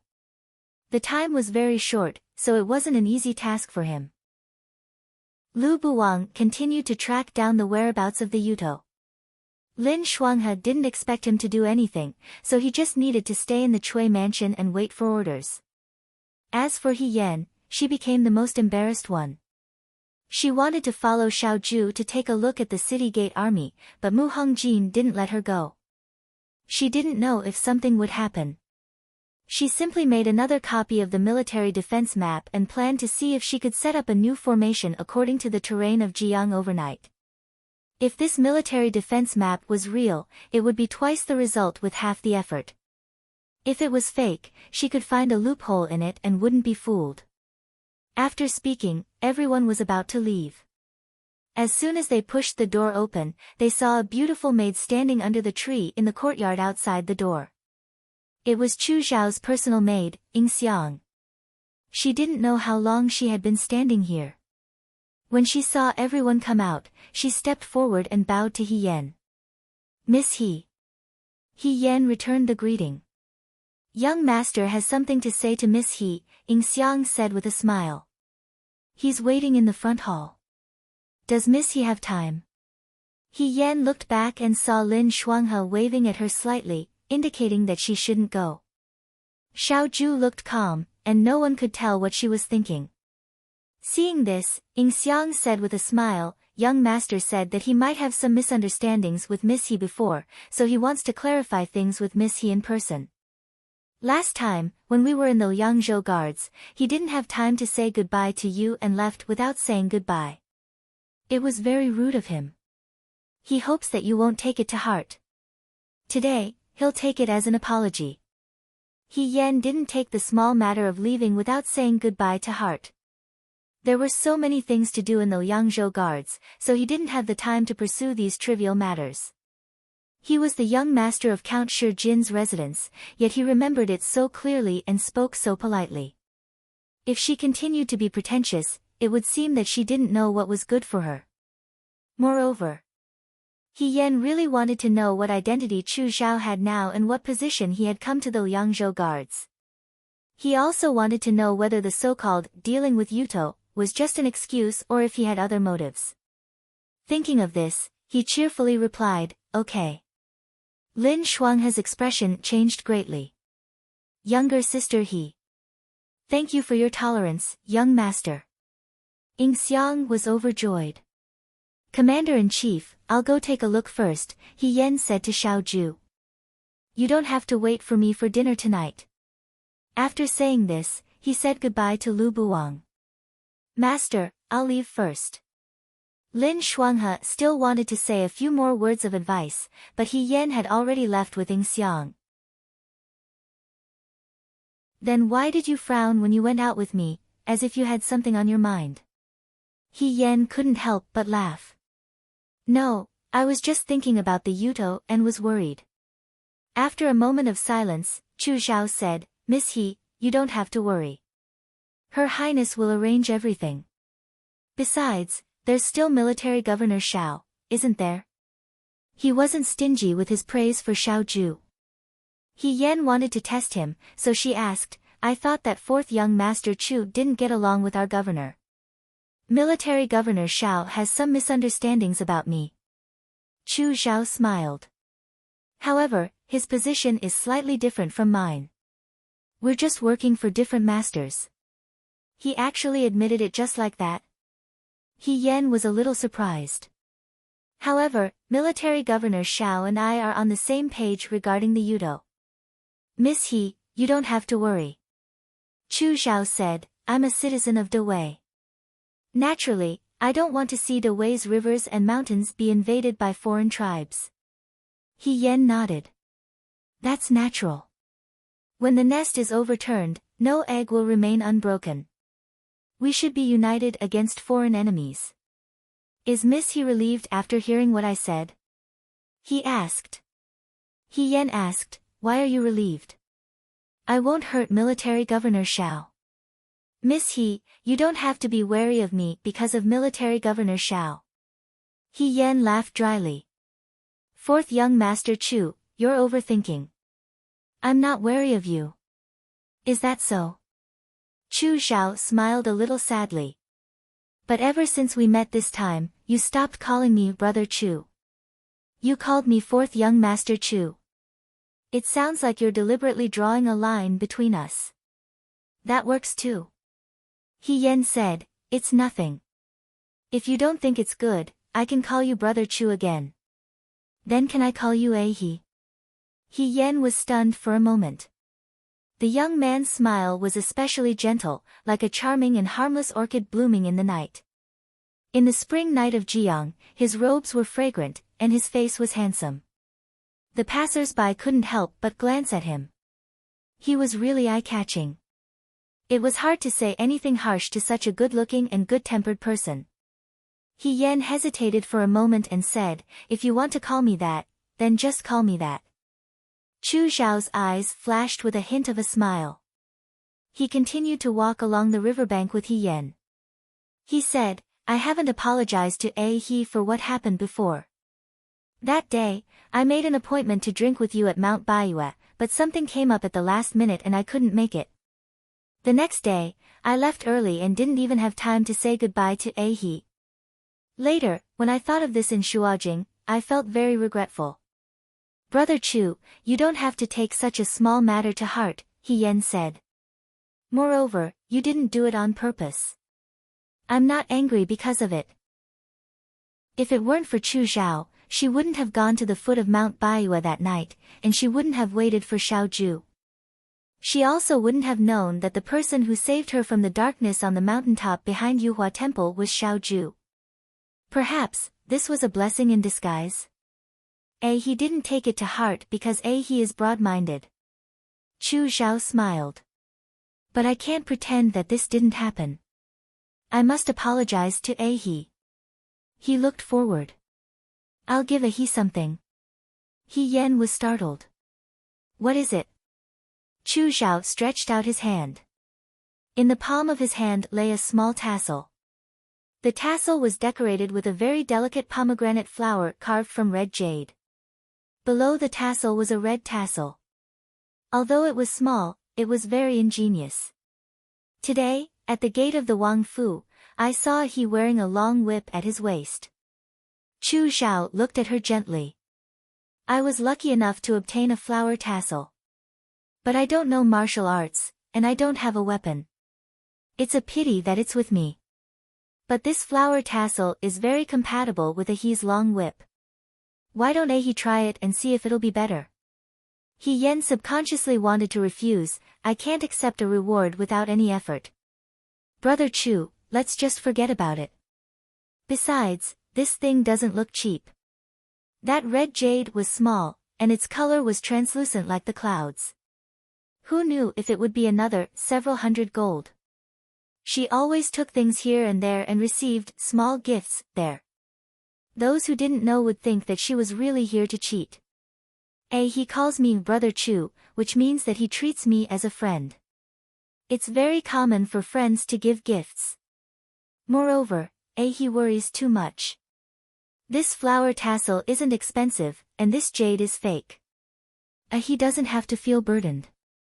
It's useless to leave this thing with me. He doesn't want it, but he dislikes me. Or perhaps, deep down in his heart, he still sees me as an enemy. Even if his words were slightly accusing and wronged, when he said it, it was still gentle and calm. He Yen hesitated for a moment. Is this pomegranate flower tassel really a fake jade? Chu Zhao smiled. He wants real jade. I may need to raise some money. Since it was fake jade, it wasn't very expensive. It should be more straightforward to accept it. He Yen smiled. Then, thank you very much, Brother Chu. She reached out and took out the purple jade whip from her waist. She tied the flower tassel to the purple jade whip's wooden handle. The black whip suddenly looked more lively and beautiful. It really matches He's whip. Chu Zhao smiled. Courtesy demands reciprocity. Since Brother Chu gave me a flower tassel, I should also give Brother Chu something in return. In the end, He Yen felt that if she didn't return the favor, she would feel that she was taking advantage of Chu Zhao. She said, if Brother Chu takes a fancy to anything in the night market today, I can give it to Brother Chu. After saying that, she reached her hand into her sleeve and touched her pitiful string of copper coins. She added weakly, however, I left in a hurry, so I didn't bring too much money. Brother Chu, you can choose what you want. After all, she didn't bring Lin Shuanghe with her today. She couldn't just buy whatever she wanted. Chu Xiao couldn't help but smile. He looked at her and said, okay. He Yen followed him. The night market in Jiang was very lively. People were selling things at night. From snacks to rouge and face powder, old books and ancient books to rusty weapons, everything was available. Both of them were good-looking. When they walked past a place, they received warm greetings. When they reached the end of the road in front, they saw a group of people surrounding a vendor. He Yen followed Chu Xiao to take a look and saw that it was a sugar painter. The peddler was a young man. He wore a clean green robe and sat in front of the stall. In front of him was a stone slab that had been wiped clean. Beside him was a large pot that was simmering with sparkling red syrup. He scooped a spoonful of syrup from the pot with a big iron ladle and poured it on the slate. His movements were very fast. The iron ladle moved up and down in his hand like a painting brush. The falling syrup outlined a complicated or exquisite pattern. Soon, it was cast into shape. Then, he used a small spatula to scoop up the picture on the slate and stuck a bamboo stick on it. This is a sugar pancake. He Yen was happy. I didn't expect Jiang to have it too. In the past, when she was in Shuajing, there was a temple fair every year. Due to her subtle identity, she was afraid that she would be exposed. Therefore, she didn't go to such crowded places if she could. Therefore, she never went to the temple fair. She could only wait for her sisters to come back from the temple fair and secretly eavesdrop on them talking about the lively scenes and new things at the temple fair. Sugar pancakes were the same. There was a master who made sugar pancakes in Shuajing. He was very good at it. Every time He Yen heard them talk about it, she looked forward to it. Once, she couldn't help but secretly beg Madame He to bring one for her. Perhaps Madame He saw how pitiful she was and how much she wanted it, so she really brought one for her from the temple fair. He Yen still remembered that it was a picture of a bird. She couldn't bear to eat it, so she put the sugar figurine in the pen holder. However, the weather was hot, so it melted in 2 days. The syrup was sticky and it melted on the table. Madame He scolded her. At that time, she didn't think it was dirty. She just regretfully scooped it up with her hands. She thought that it would be better if the sugar painting could last longer. She did not expect to see something new when she was young, but she did not expect to see it in Jiang. Looking at this young man's craftsmanship, she thought that he was on par with the master in Shuajing. He Yen pulled Chu Xiao and squeezed forward. They saw that there were many sugar paintings on the haystack at the side. They looked like auspicious flowers, birds, phoenixes, birds, and beasts. They were very lifelike. Chu Xiao glanced at He Yen and suddenly smiled. I like this. He wants to give me something. Why don't you give me a sugar painting? You like this? What's so difficult about it? He Yen was very generous. She waved her hand. Young man, what's the most expensive sugar painting you have here? There was a banner next to the sugar painting. The price was 2 copper coins each. She brought a lot of copper coins, so it should be enough. The stall owner smiled and said, the most expensive one is a flower basket. It costs 8 copper coins. Do you want one? What was a flower basket? However, choosing the most expensive one was definitely not wrong. He Yen then asked Chu Xiao, Brother Chu, what do you think? Chu Xiao tried to hold back his laughter. That's good. Young man. He Yen took out 8 copper coins and said, please make a flower basket. Make it beautiful. The stall owner said, no problem. He scooped a spoonful of syrup from the pot and made a thin round cake. Then, he cast a circle of sugar lines on the round cake and slowly drew a vertical line. He Yen watched intently as the flower basket changed from a flat bottom to a rich and lively one. There was a basket frame and a handle. The stall owner was very honest and added a lot of flowers to the handle. He Yen counted. There were Chinese roses, daffodils, chrysanthemums, peach blossoms, lotus blossoms. Flowers from different seasons were all piled into a basket. It was lively and gorgeous. He Yen watched as the basket filled up bit by bit. Suddenly, she had an idea. She asked the stall owner, "Young man, I'm giving this flower basket to my friend. Can you write my friend's name on the basket?" "Of course." Chu Xiao paused and his smile faded. That's not necessary, what's wrong?" He Yen was puzzled. "Your name is so beautiful. It's a pity that it's not written on the basket." "Beautiful." "Yes." He Yen nodded. "Zhao means bright. Xylan means vanilla. The person who gave you this name must love you very much. They hope that you have a noble character and a bright future. That's why they gave you such an elegant name." Chu Xiao was stunned. The girl had already turned around and said to the stall owner, "Young man, please write Xylan."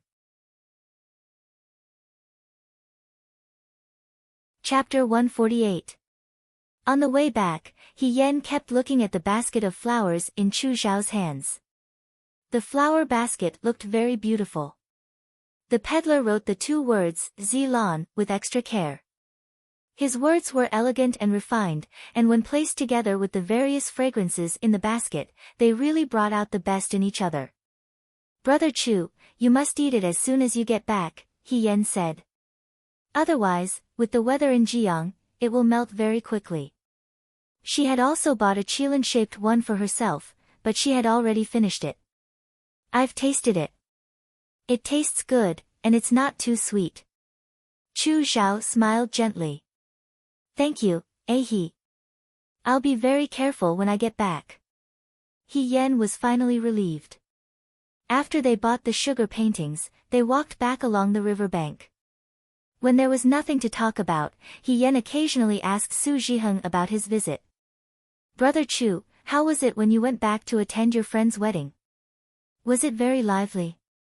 Chu Xiao was slightly startled, but then he smiled and replied, "Yes, it was very lively. After all, she was General Fei Hong's sister. His Highness the Crown Prince even personally came to congratulate her." He Yen was a little suspicious. His Highness the Crown Prince? Did the Crown Prince come to see Su Zhiheng get married for Su Zhiheng, He Rufei, or both? Was the Crown Prince also involved in the conspiracy between the He family and the Su family? Furthermore, did the Crown Prince know her identity? But Chu Xiao sighed again. Perhaps Master Su was deeply in love with his late wife. During the wedding, he even cried. He Yen said, "Ah." Perhaps her face was full of disbelief, but Chu Xiao didn't know whether to laugh or cry. "What's wrong? You don't believe that there are men in this world who are deeply in love?" He Yen thought to himself. Of course, she believed that there were men in this world who were deeply in love. For example, He Sui, her current father. After Madam He passed away, he raised his two children alone. Lady He was so arrogant and willful. He Sui could spoil the little girl because she looked like his wife. It could be seen that there were people in the world who were deeply in love and had no regrets. But this person could be anyone, and it definitely wouldn't be Su Zhiheng. It's not that I don't believe him. He Yen concealed the ridicule in his eyes and said, "It's just that if he behaves like this, wouldn't his new wife be angry?" General Fei Hong and the other members of the He family were all deeply moved. So, although it's lively, it's just that this wedding banquet is a little sad. He Yen felt that among the many jokes he had heard this year, Chu Xiao's joke was the funniest. Would the He family be sad for her? If this was said to the pigs in the pigsty, the pigs would feel that their brains had been insulted. But when Chu Xiao talked about this matter, it was obvious that most people thought this way. If he did something bad, then he did it. But after he did it, he put on a sorrowful and pitiful appearance and pretended to be a pitiful person who was rarely affectionate and righteous. It was really disgusting. He doesn't seem to agree with this one's words. Chu Xiao paid attention to her expression. He Yen smiled and said, "It's nothing. I just feel that this old Master Su is very interesting." "What do you mean?" "If he really is deeply in love and can't forget his wife, even if His Majesty personally bestows the marriage, he can still refuse if he wants to. After all, he's a man."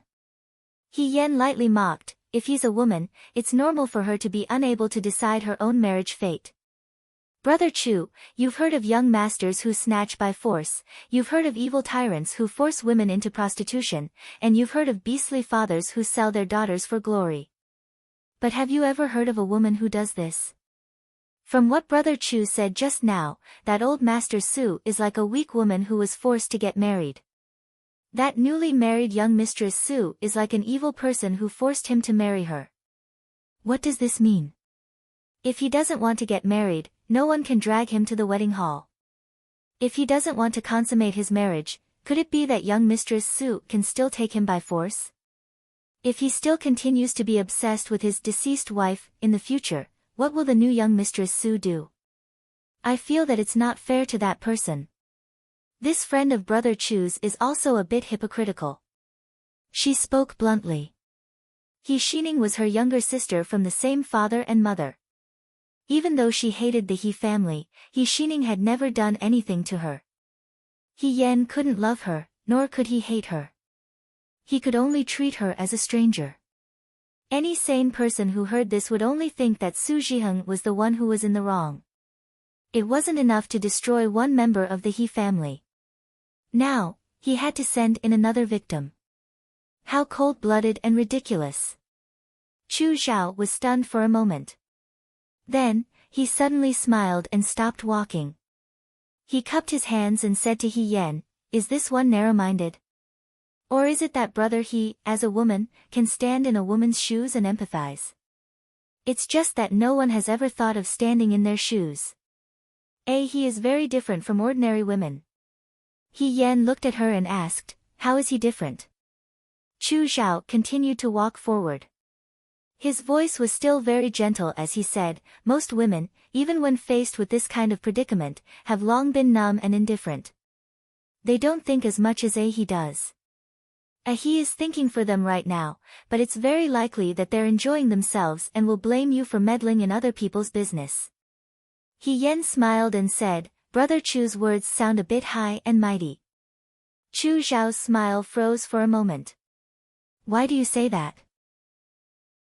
The imperial court is a man's imperial court. The major affairs of the world are the major affairs of the world. Even when it comes to reading books and going to the battlefield, it's also men who have a unique style.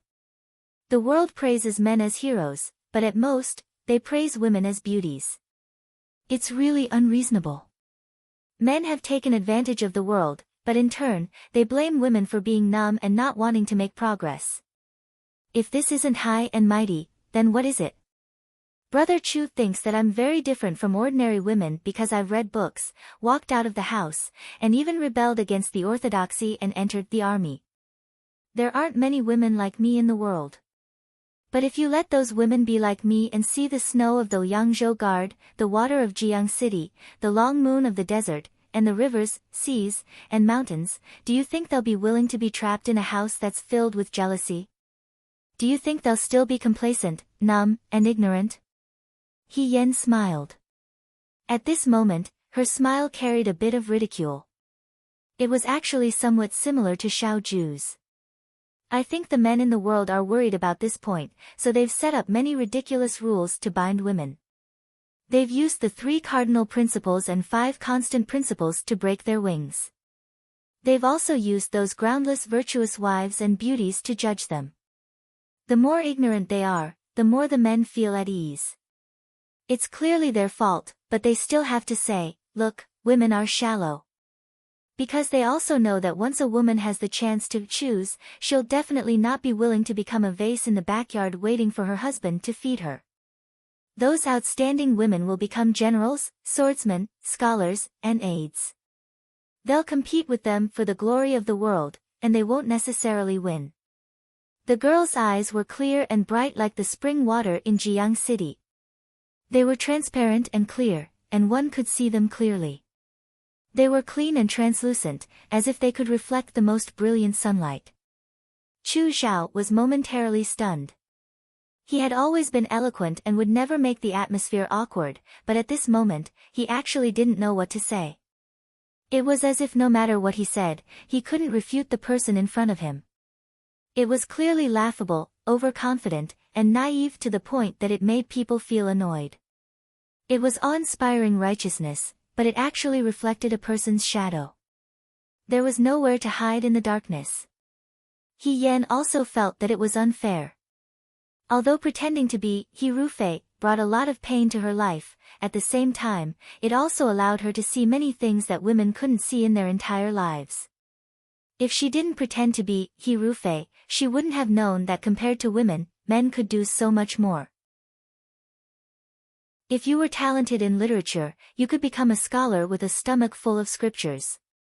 If you were outstanding in martial arts, you could become a general with outstanding military achievements. Even if you were mediocre in everything, you could still be the most ordinary person on the street. To put it bluntly, even in Lutong village, women were gambling prostitutes, while men were gambling customers.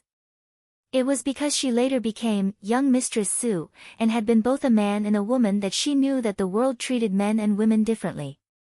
It wasn't that men didn't suffer, but their suffering could become the cornerstone to judge themselves. As for women's suffering, they waited their entire lives for men's affirmation. They were all reincarnated as humans, so who was more noble than the other? The funny thing was that some men even looked down on women from the bottom of their hearts. It made people speechless. After she finished speaking in one breath, she realized that Chu Xiao didn't say anything for a while. She secretly thought, could it be that my words offended Chu Xiao? But on second thought, if she offended him, then so be it.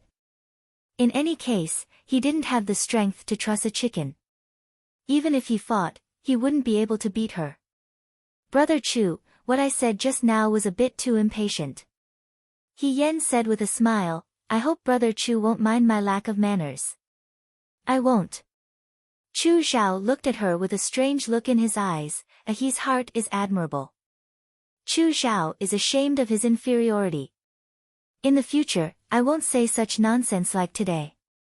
His words, I will always keep them in my heart. Chu Xiao was really a gentleman.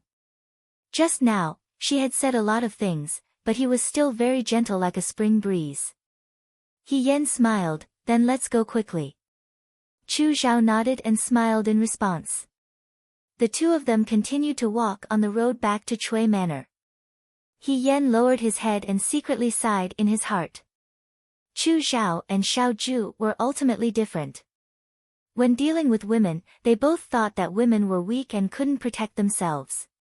However, the former's judgment had a trace of negation and condescension, while the latter's treatment of the female corpse in the backyard of the Sun family in Liangzhou City was more of pity. As a general, he should be magnanimous, upright, calm, and brave. But more importantly, he should have a heart of pity for the weak. When He Yen and Chu Xiao came back, it was already very late.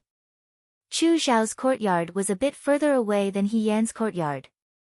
When they reached the door, Chu Xiao said, he should also rest early today. Brother Chu, remember to eat it early. He Yan was still thinking about his candy basket painting, so he reminded him. He looked at the flower basket in his hand, shook his head, and smiled, definitely. He Yan watched him leave, then turned around and wanted to go back to the room. When she looked back, she saw a person standing in the small pavilion under the long corridor, looking at her with a smile. His white clothes fluttered in the wind. It was Lu Buang. Master hasn't rested yet? He Yen walked over and asked. She rarely saw Lu Buang these days at night. I came out to get some fresh air. Lu Buang looked at her. Did you go to buy candy paintings? He Yen nodded. Fourth young Master Chu helped me hide my identity. After thinking about it, I still gave him something. I was kind to him, so he couldn't go around telling others my secret. Candy paintings in Jiang City are quite cheap. I gave him the most expensive one. It's at least 10 copper coins in Shuajing City, but only 8 copper coins here. It's cheap and good. Lu Buwang smiled and looked at her. He, you're much more lively now than before. He Yen was stunned. When she met Lu Buwang in her previous life, it was the most difficult time. She had just escaped from the peaceful days in Shuajing City and came to the cruel and bloody military camp. She had many secrets, so she was always a little cautious. Even though she occasionally showed her unbridled side when she was with Lu Buwang on the mountain, most of the time, she tried not to cause trouble for others. Now that she thought about it, it seemed that since she became Lady He, she had unconsciously let go of herself a lot. For example, going out to buy candy paintings with Chu Zhao today was absolutely impossible in the past. Was it because she was a woman now, or was it because she could do whatever she wanted without the restrictions of the He family? And she didn't have to worry about the secret under the mask being seen by others? Isn't it good to be like this now? He Yen said with a smile, it doesn't have to be steady. Lu Buwang said, it's good to be like this. When he said this, he looked a little disappointed. No one knew what he was thinking. He Yen wanted to ask, but when she saw Lu Buwang's indifferent gaze, she swallowed the words back. Lu Buwang seemed a little sad. The moon in spring was not as bright as the one in autumn. It was hazy and cute. Lu Buwang's gaze fell on the corners of his little disciple's mouth, but another figure appeared in his mind. Mu Hongjin. Back then, Mu Hongjin was also like this. Her eyes were clean and bright, and occasionally there was a trace of wisdom in them. Her red dress was also delicate, and there were always some flowers and birds embroidered on the corners of her dress, which was exquisite and beautiful. The young girl always had 2 long braids with silver bells under them. When she walked, the bells would make a pleasant tinkling sound. Sometimes, before he got close, he would hear the sound of the bells and know that she had come. At that time, he had such a tail following him every day, which was really annoying. He had said many times that he hoped the 2 of them would part ways. Every time, Mu Hongjin would pout and immediately cry. No matter how hard Lu Buwang's heart was, he was not good at dealing with a girl's tears. So every time, she easily resolved it. In the end, he had tacitly agreed that this person was a sticky candy that he couldn't get rid of. He let her follow him and cause trouble for him.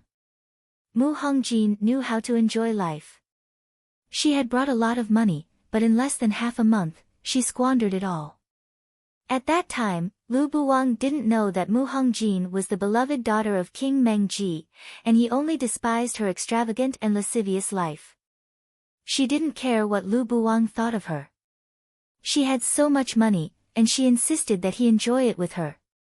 Half a month later, Mu Hongjin had spent all her money, so she had to eat with Lu Buwang. In the inn, they slept in the simplest kind, and the food was also very ordinary. Mu Hongjin didn't have money to buy the trinkets on the street. After half a day, she protested to Lu Buwang, young hero, can't we have a good meal? No. Lu Buwang didn't have much money. The 7 disciples of Taoist Yunji went down the mountain to gain experience. Although it was said that they went down the mountain to gain experience, in fact, they were just experiencing the secular world. As for what they did in daily life, his senior fellow apprentices gave him some of the work they had received before. To put it bluntly, they took the money from others and had to eliminate disasters for others. It was just that their sect was not allowed to do evil or curry favor for personal gain. So much so that in the end, what they really did was to help the tenants of the farmstead find their lost sheep or help a married girl send a secret letter back to her maiden home. These kinds of trivial matters, and the money they received was also very little. Sometimes, they even had to help people write letters to their families. They didn't refuse anyone and accepted everything. A cold and otherworldly young man in white walked on the path of the farmstead with a lost sheep.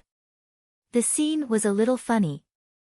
Mu Hongjin laughed at him. What kind of sect do you belong to? Why do you have to do everything? Why don't you follow me? You what? Lu Buwang asked her angrily. Mu Hongjin rolled her beautiful eyes. I'll pay you more than he does. Lu Buwang was so angry that he didn't want to speak. But it was true. After all, he hadn't finished the task his senior fellow apprentice gave him. Because he was doing these small things, he didn't get much money. If he was alone, it would be fine.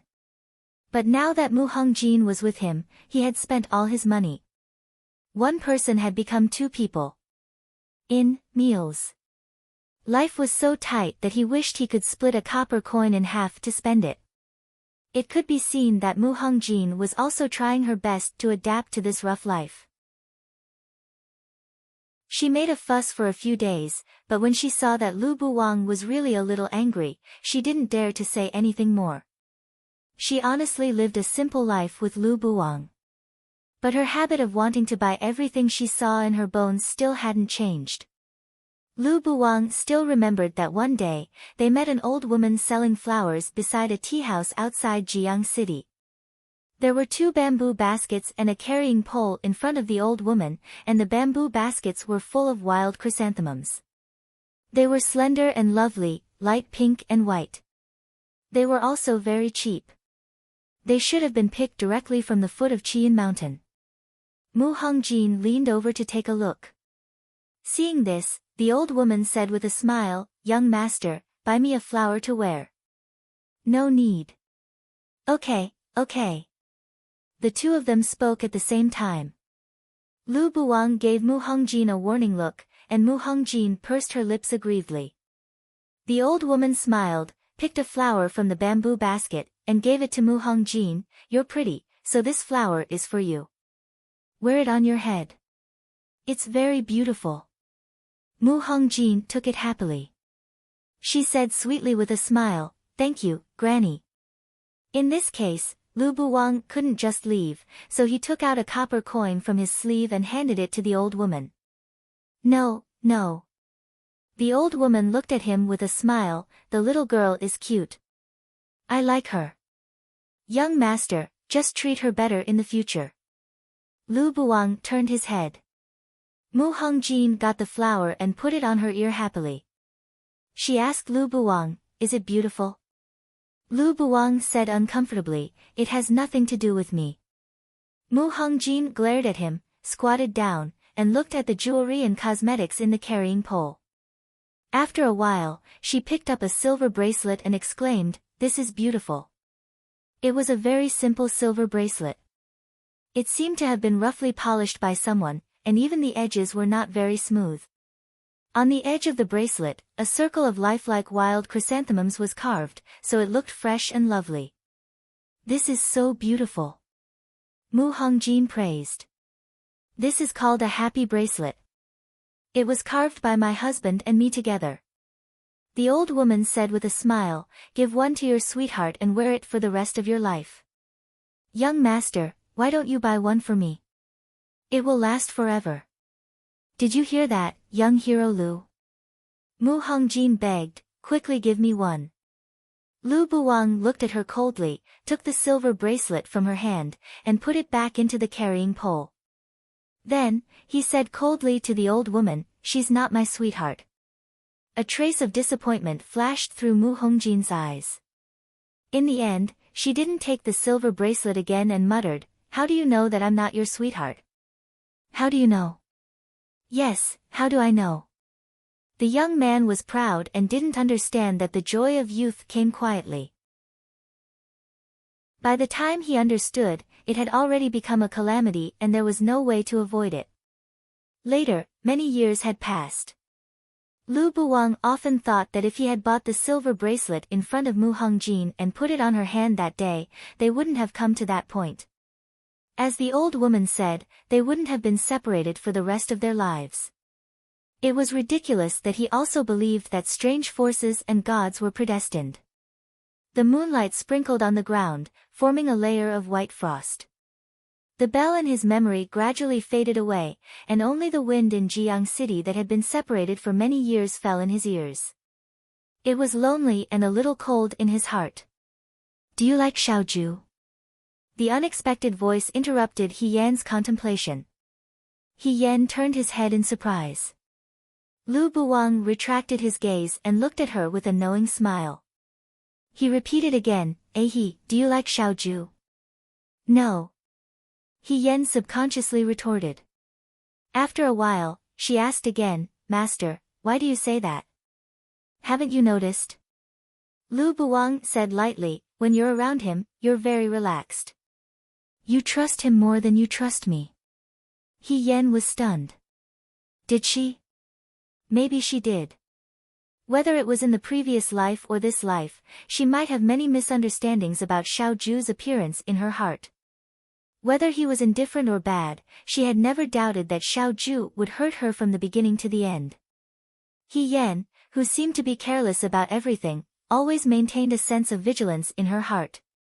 She didn't let go of this vigilance when facing Lu Buwang, Su Zhiheng, He Rufei, and even He Sui and his son who had no attacking power in the He family.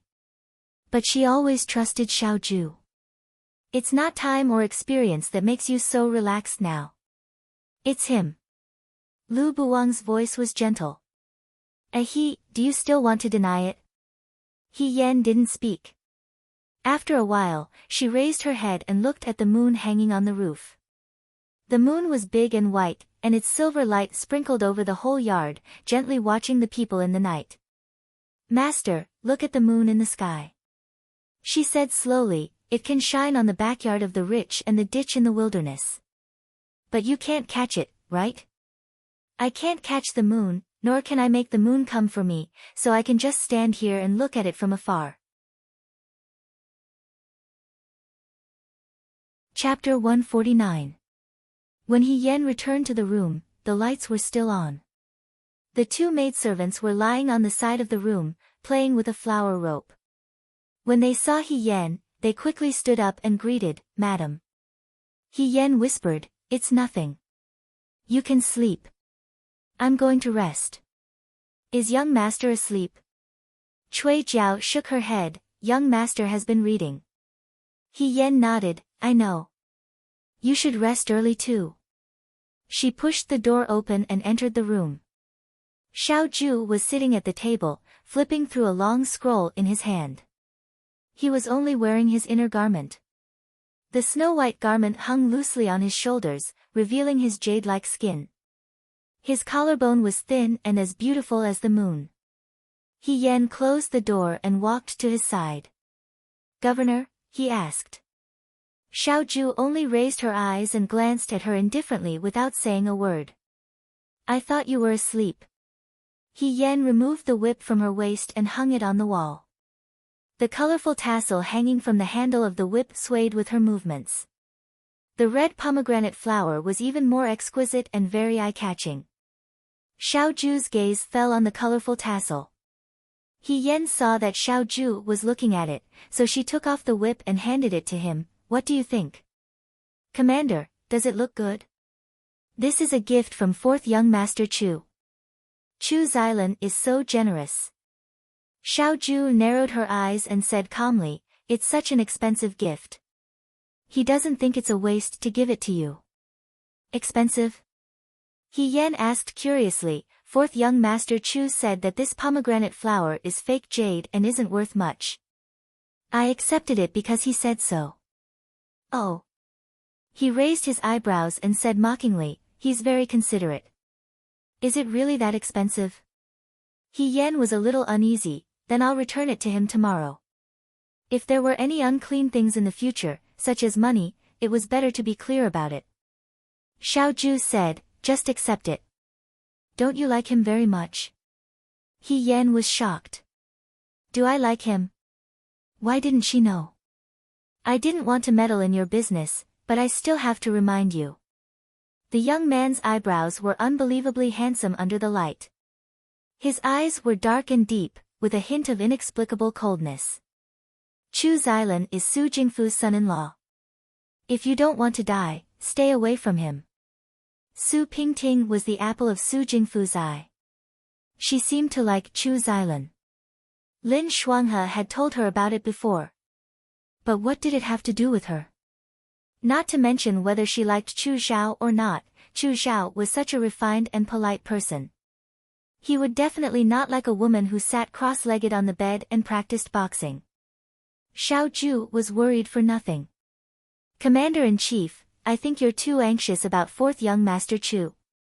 You're even prejudiced against me. She squeezed to Xiao Ju's side and bent down to look at the scroll in Xiao Ju's hand. It's so late. What are you looking at? Xiao Ju ignored her. He Yen stood behind him and craned his neck to look.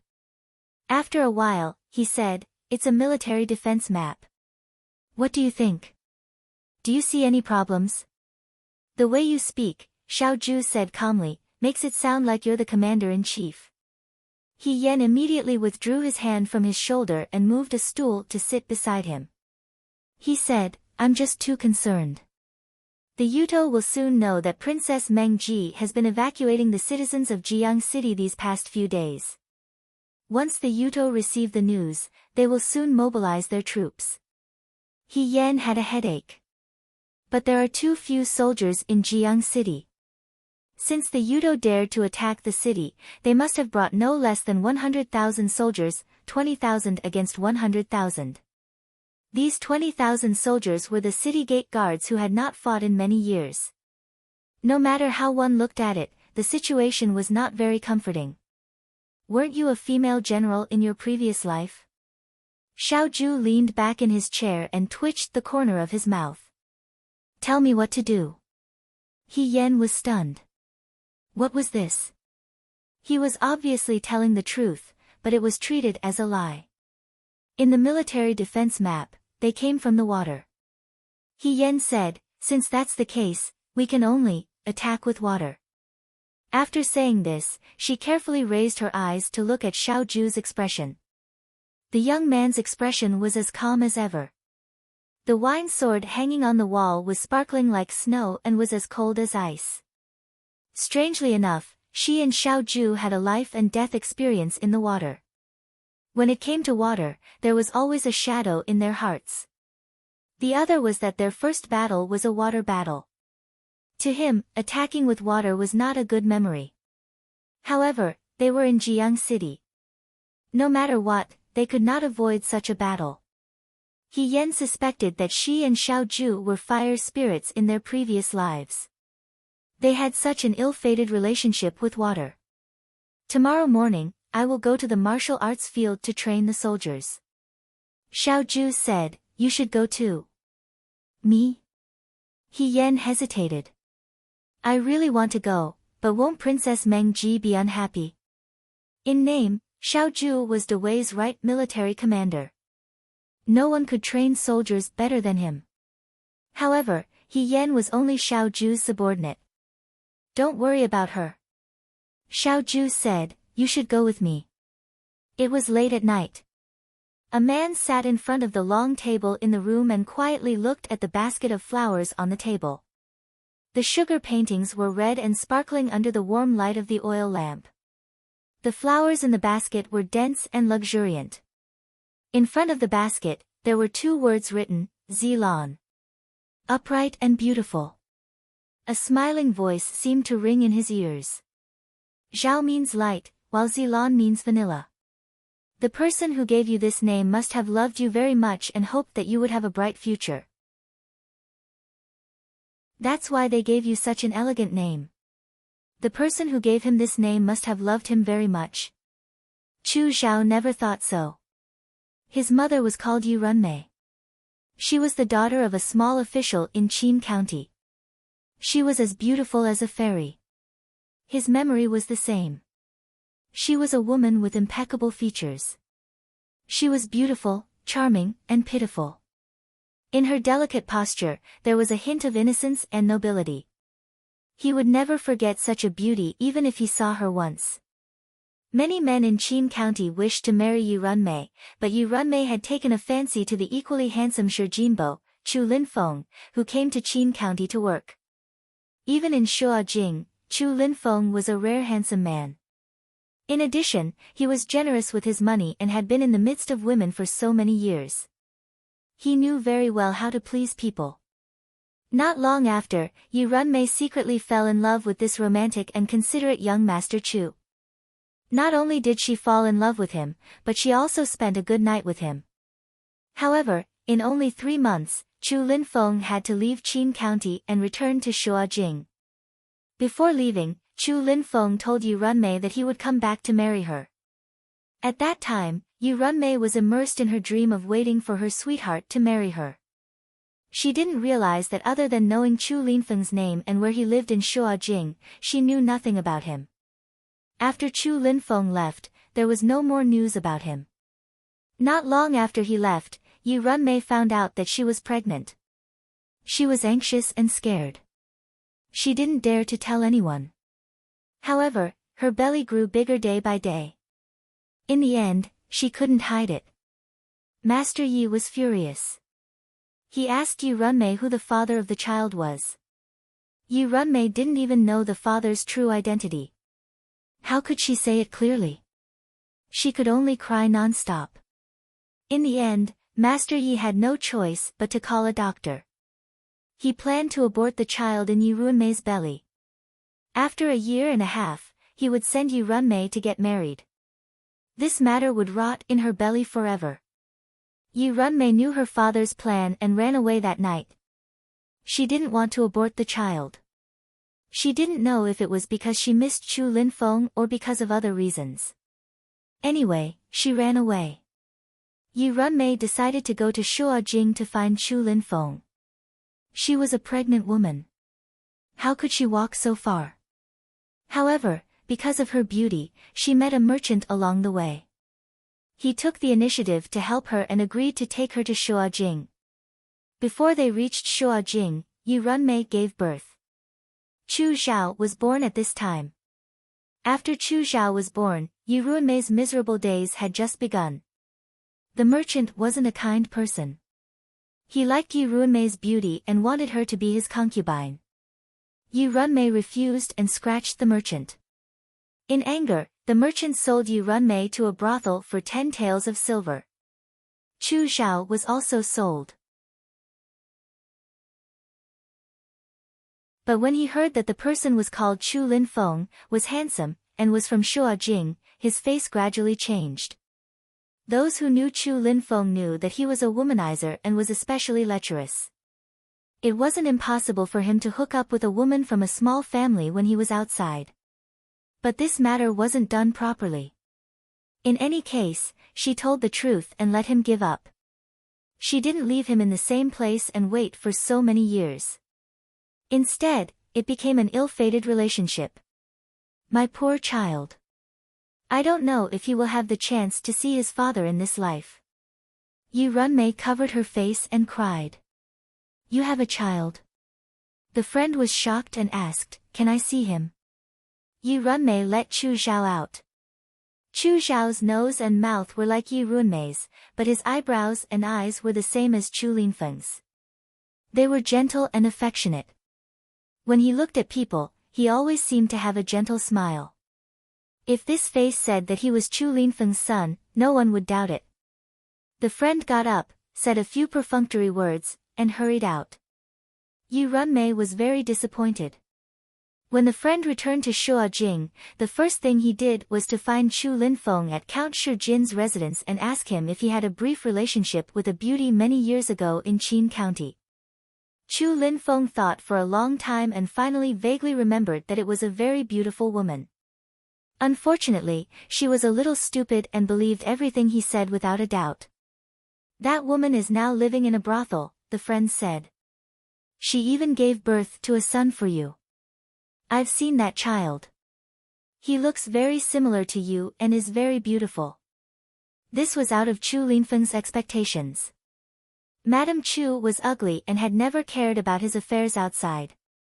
Thus, he was happy and at ease. He brought 19 concubines into the residence, all of whom were outstanding beauties. Unfortunately, Madame Chu only had one condition. He could take concubines, but the child had to crawl out of her womb. Madame Chu gave birth to 3 children. Chu Linfeng didn't have much interest in having more children, so he felt that it was enough. His only regret was that none of his 3 sons had inherited his looks. Their looks were mediocre. He knew that his colleagues and friends were laughing at him behind his back. He had been greedy for good looks all his life, but unfortunately, his sons were mediocre and not attractive enough. But now, someone had come to tell him that he actually had a son who was lost outside. Moreover, the son was very outstanding and looked very similar to him. To him, this was a good thing that fell from the sky. For a moment, he really wanted this child to acknowledge his ancestors. This way, if others said that he couldn't give birth to a good-looking son, he could ruthlessly slap them in the face. However, Chu Linfeng had been respectful to his wife for many years. Although Madame Chu looked dignified, she wasn't someone to be trifled with. Otherwise, the concubines in the Chu residence wouldn't have no sons. Chu Linfeng had no choice but to beg the old madam, his mother. Although Madame Chu didn't care much about a concubine's son, he was still the blood of the Chu family. It wasn't good for him to be wandering outside, especially in a brothel. Thus, she personally went to find Madame Chu. Madame Chu and the old madam talked for 2 hours. When they left the residence, Madame Chu personally ordered people to go to the brothel in Danzhou to bring the concubine's son back. However, that concubine's son didn't mention Yi Runmei. Although Shi Jinbo wasn't the most powerful person in the capital, he was still a high-ranking official. To the people of Danzhou, he was even more unreachable. When the letter flew from the capital to Danzhou, Yi Runmei almost couldn't believe her eyes. She knew that Chu Linfeng wasn't an ordinary person. He was so generous and his charm was especially different from the men in Qin County. His family background wasn't bad. However, she didn't expect him to be the current Shi Jinbo. He was someone she didn't even dare to think about in her life.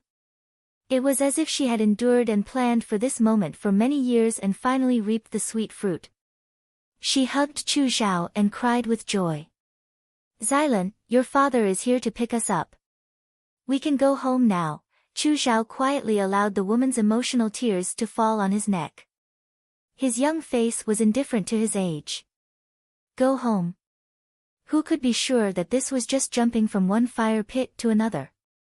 After all these years in the brothel, the men he saw were all greedy and evil, and the women were all stupid and weak. There was no difference. However, Yi Runmei didn't think so. She spent all her savings to buy many beautiful clothes and jewelry. She dressed Chu Zhao like a young master from a rich family and dressed herself like a charming flower. She looked at the woman in the mirror. She was still beautiful, but her skin wasn't as smooth as when she was young. There was no more innocence in her eyes, no more coquettish. She cried. Spring was as beautiful as before, but the beauty was past her prime. And the man who promised to marry her hadn't come yet.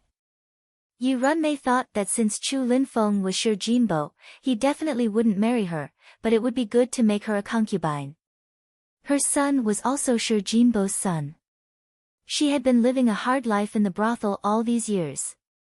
Being a concubine of an official was more noble than being a prostitute here. She wanted to dress herself up beautifully. When she saw Chu Linfeng, she wanted to tell him how much she suffered for him all these years. She wanted to tell him how much she loved him. Yi Runmei thought that she was clever. Any man in the world would feel proud when he heard that a beauty was infatuated with him.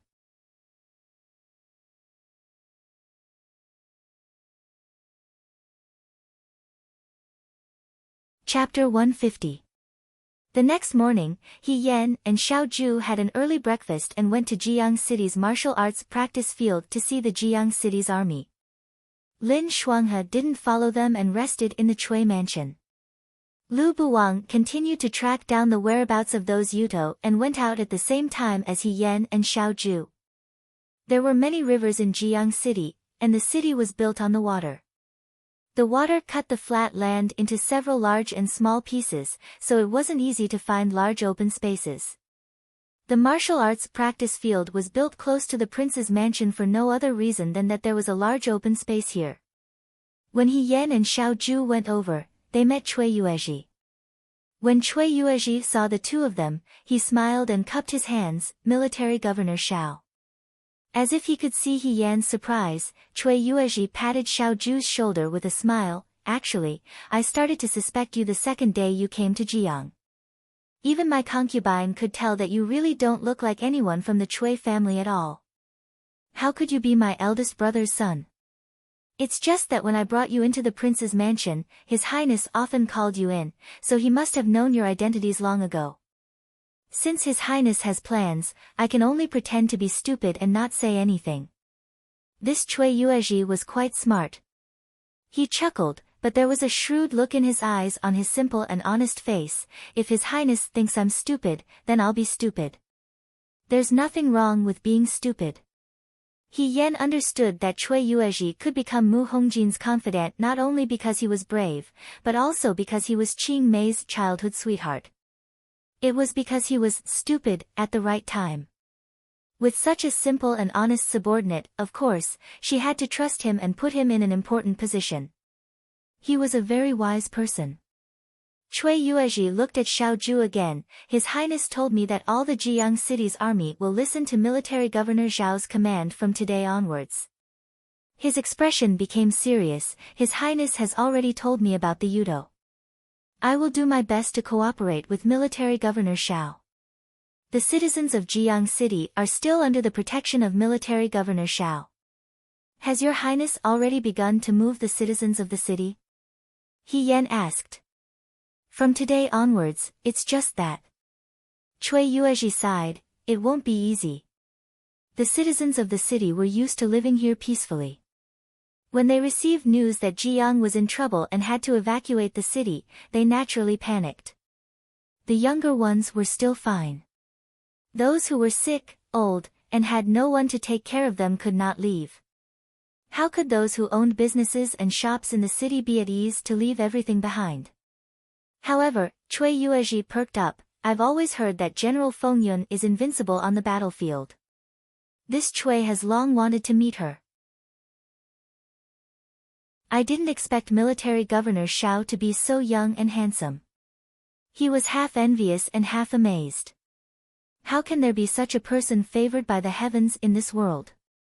He Yan, this kind of experience of favoritism was probably something that ordinary people couldn't bear. As he spoke, he had already walked to the side of the training field. As Jiang City was close to the water and had not fought a war for many years, the soldiers did not have armor. They only wore cloth armor. The cloth armor was green, and each of them held a long spear. It was probably because they did a lot of manual labor that they all looked mighty and powerful. However, He Yan could tell at a glance that their military formation was not lethal. It was like a decorative frame, and it was a somewhat old-fashioned decorative frame. All these years, Mu Hongjin probably didn't spend much effort on the training of the city's army. However, this was understandable. Ever since King Meng Ji's generation, Jiang had been at peace with Luan. Not to mention fighting wars, they were even good at stealing and swindling in the city. The people were simple and honest, so there was no need to spend much effort on this. Be prepared for danger in times of peace. He Yan shook his head. Jiang City army has been slacking off for too long. Cui Yuezhi looked at He Yan. He had already found out from Mu Hongjin that He Yan was Xiao Zhu's subordinate. However, he thought that the subordinate was Xiao Zhu's servant, a delicate wife that was prepared to fit the identity of Xiao Huanqing better during this trip to Jiang. Although he was puzzled midway and thought that this servant's relationship with Xiao Zhu was a little too casual, he was curious when he heard He Yan's words. "Yu Yan, do you see anything?" "Cui Zhongqi, my surname is He, and my name is Yan. I can't see anything else, but I feel that the military formation of Jiang City's city army is a little old-fashioned. In Shuojing, we stopped fighting like this a few years ago. Miss Yan, Cui Yuezhi puffed out his chest and said disapprovingly, when setting up a military formation, it doesn't mean that the newer the better. It also depends on whether it's suitable for use or not. This military formation is something that I came up with after discussing with my colleagues in the army. It's very suitable for Jiang's terrain. How can you say that it's old-fashioned? He did not dare to boast that he was better than Xiao Ju, but he was still better than Xiao Ju's subordinates. A good military formation could only be created after many years. He Yan was not talking about a new dish. Who would be able to change it every few days just for the sake of freshness? He Yan saw that the military formation was full of loopholes, so she did not want to criticize him. She glanced at Xiao Ju again. Seeing that Xiao Ju did not say anything, she did not have any intention of objecting. She thought for a while and said tactfully, "Let's not talk about the military formation. Just based on the movements of the city army, it looks more like they're practicing. I'm afraid that they're lacking something on the battlefield." "What are they lacking?" Cui Yuezhi asked. "Dauntless." He Yan said, "These city army soldiers can only deal with soldiers who are weaker than them or soldiers who are on par with them. If there are soldiers who are more ferocious and brutal than them." He Yan shook her head. "I'm afraid that they won't be able to win." As they spoke, they had already walked to the front of the training field. He Yan's words fell into the ears of the soldiers at the front. The young man standing at the front was holding a long spear and thrusting it forward. When he heard what He Yan said, he could not help but glance at her. When Cui Yuezhi heard He Yan say that about his soldiers, he was a little unconvinced. "Miss Yan, you make it sound like the Jiang army is made of tofu." He Yan was not lying. This batch of Jiang City army soldiers had probably not been to a real battlefield. They were even weaker than the new recruits of the Liang province guards. After living a peaceful life for a long time, even a tiger's claws would lose their strength. Moreover, Yuto came prepared. They would not be as weak as a lamb. "I'm just a little worried," He Yan said. "Miss," suddenly, someone spoke. He Yan turned her head to look. The one who spoke was the young man who held a spear and stood at the head of the group. His skin had been tanned by the sun and his appearance was very handsome. He didn't fear Xiao Ju, who was standing at the side, at all. He looked at He Yan and coldly said, "What do you mean by saying that our city's army is worthless? Although Jiang City has been peaceful for many years, the city army has been training hard every day. They don't dare to slack off for even a day. Miss, you haven't been there yet, so it's better not to jump to conclusions so easily." He Yan said, "I'm not jumping to conclusions so easily." The young man did not know He Yan, nor did he know Xiao Ju's identity. He thought that Cui Yuezhi had brought his nephew and niece-in-law here to observe the soldiers. He was probably young and did not know how to hide his emotions. He also felt a little indignant, so he said to He Yan, "How can a woman understand the affairs of men in the army?" He Yan was speechless. He Yan thought to himself, if this woman really gets angry, even 10 men in the army won't be enough to fight her. If Jiang City's army faced Yuto with such arrogance, there was no way they could win this war. She was thinking about how to tactfully destroy this person's momentum when she suddenly heard Xiao Ju's voice. "If that's the case, you can compete with her." He Yan looked at Xiao Ju. The soldier who spoke was also a little surprised. He did not expect him to make such a lousy suggestion. "This isn't good, right?" He Yan said hesitantly. The soldier felt a little comforted. He thought that this woman was tactful. Before he could say anything else, he heard He Yan's remaining words, "You're still Cui Zhongqi's soldiers. What if you destroy his morale and he can't recover in the future?" Cui Yuezhi was speechless. He was also thinking that Xiao Ju's suggestion was too hasty. Now that he heard He Yan's words, he really didn't know what to say. Cui Yuezhi was also a martial arts practitioner, but he couldn't directly touch He Yan's bone structure. Just from his appearance, He Yan was thin and weak, and he couldn't see anything powerful about him. Xiao Ju said that this girl should know some martial arts. However, compared to Mu Yi, she might be too arrogant. Looking at her thin arms and legs, Mu Yi could easily break her arms. He Yan looked at Xiao Ju. Under the morning light of the martial arts arena, the young man's figure was like jade. The black python on his dark blue robe was baring its fangs and brandishing its claws, adding to his heroic spirit. The arrow sleeves were convenient for holding weapons. Here, he was no longer the second son of the Shao family. He was the commander-in-chief of the Right Army, General Feng Yun. Mu Yi, the soldier, didn't say anything. He Yan looked at him and smiled. What do you think? Little brother, do you want to fight with me? She was still wearing the red riding uniform of the women of Jiang and black boots. The whip hanging in front of her chest was delicate and cute. She looked lively and harmless. She was no different from the countless young ladies in Jiang who picked flowers and sniffed them in the spring. Most young men always had a competitive spirit. If a girl provoked them verbally, and a pretty girl at that, they would always want to prove themselves.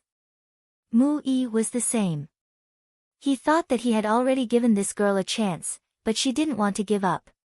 He had no choice but to let her have a taste of the power of the Jiang army. Thinking of this, Mu Yi cupped his hands and said, "Excuse me." He Yan faintly smiled. She flipped over and leaped up, stepping onto the wooden stake beside her. The bystanders only saw a red swallow. In the blink of an eye, it had already landed on the empty space in the center of the martial arts field. She slowly pulled out the purple jade whip from her waist and made a "please" gesture. The layman watched for the excitement, while the expert watched for the skill. Her appearance was already unusual. Mu Yi was slightly surprised, but he didn't want to be outdone. He followed her and stood in front of He Yan.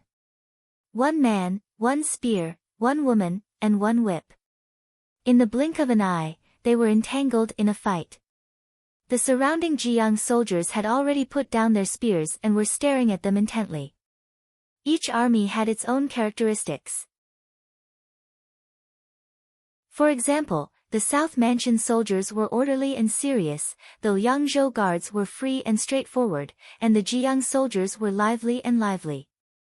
It was as if they were watching a show. They immediately became excited. Good. Good fight. Mu Yi, why can't you do it? Don't go easy on her. Good job, Mississippi beat this brat to death. For a moment, the cheers were endless. Cui Yuezhi stared at the red figure in the middle of the fight. The whip in her hand was like moving clouds and flowing water, winding like lightning. He was extremely surprised. Mu Yi was one of the most outstanding soldiers in the Jiang army.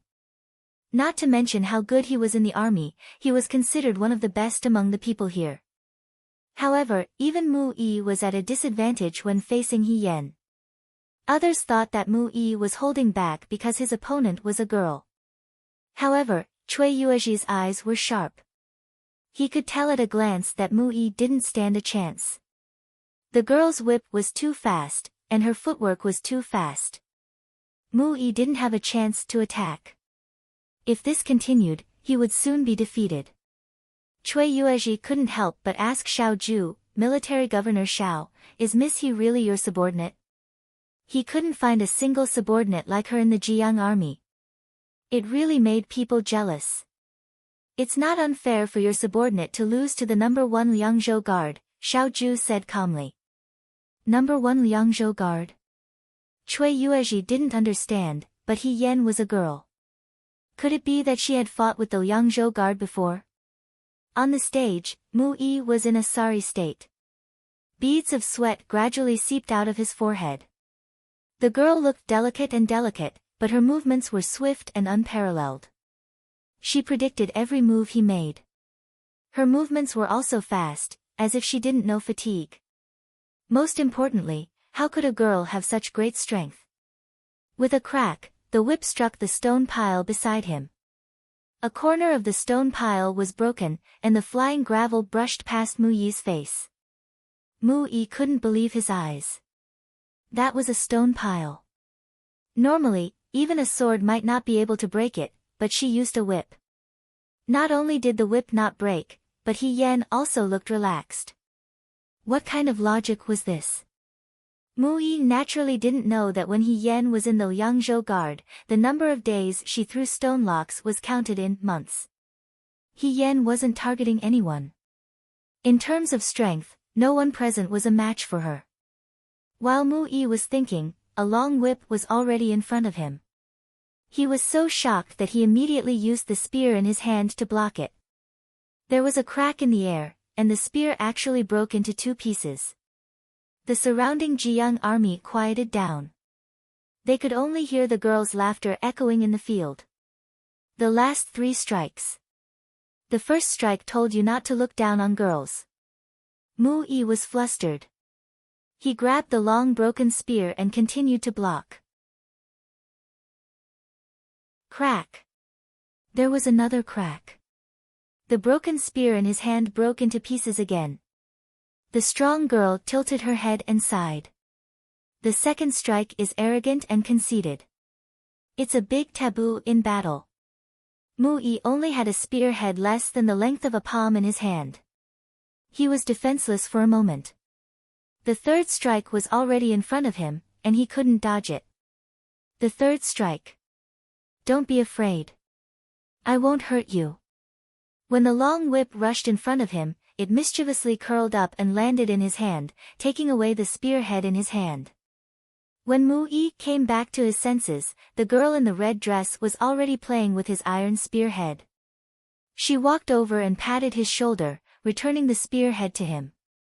She smiled and said, "There's always someone better than you. Young man, you have to continue to work hard." She walked past Mu Yi and left with a smile. His companions crowded around him and asked, "It can't be, right? Brother Mu, aren't you losing too quickly? Did you deliberately show mercy? How can you be so unambitious? Don't talk nonsense." Mu Yi was angry. "I didn't show mercy." His companions looked at each other. Someone said, "Didn't show mercy? Is she really that powerful? That's impossible." Another person pointed at his face and said, "Mu Yi, why is your face red?" The noise in the distance fell into his ears, but Cui Yuezhi wasn't in the mood to teach them a lesson. He only sighed. How fast time passed. It hadn't even been half an hour. He defeated the most outstanding person in the Jiang army just like that. Cui Yuezhi could clearly see that He Yan didn't use her full strength. Otherwise, if her whip wasn't aimed at Mu Yi's spear, but at Mu Yi himself, Mu Yi would have suffered a lot. Military Governor Xiao has a good subordinate, Cui Yuezhi said sincerely. When he thought of what he said just now, he was a little worried. The Jiang army is not as good as the Yangzhou guards, but the Yangzhou guards have already fought with the Yudo once. He Yan happened to walk over and said, "The Yudo's savagery and cunning are beyond Cui Zhongqi's imagination. They definitely won't be as merciful as I was just now. If the Jiang army can't win, it will be a disaster for the people in the city." Cui Yuezhi shuddered. "The most important problem isn't the city guards," Xiao Ju said. "Then what is it?" "Jiang has a lot of water. The Yudo can only attack with water. This battle is destined to be fought on water. The reason why your army formation is outdated is because it isn't used for water attacks." Cui Yuezhi frowned. "Can you be more specific, Commander-in-Chief?" He Yan looked at Xiao Ju. She was a little excited. She didn't expect Xiao Ju to have the same idea as her. The young man lowered his eyes. "The boat. The most important thing was the boat." In the attic, the man looked away and smiled with his head lowered. Ying Xiang said softly, "I didn't expect Miss He to be so skilled."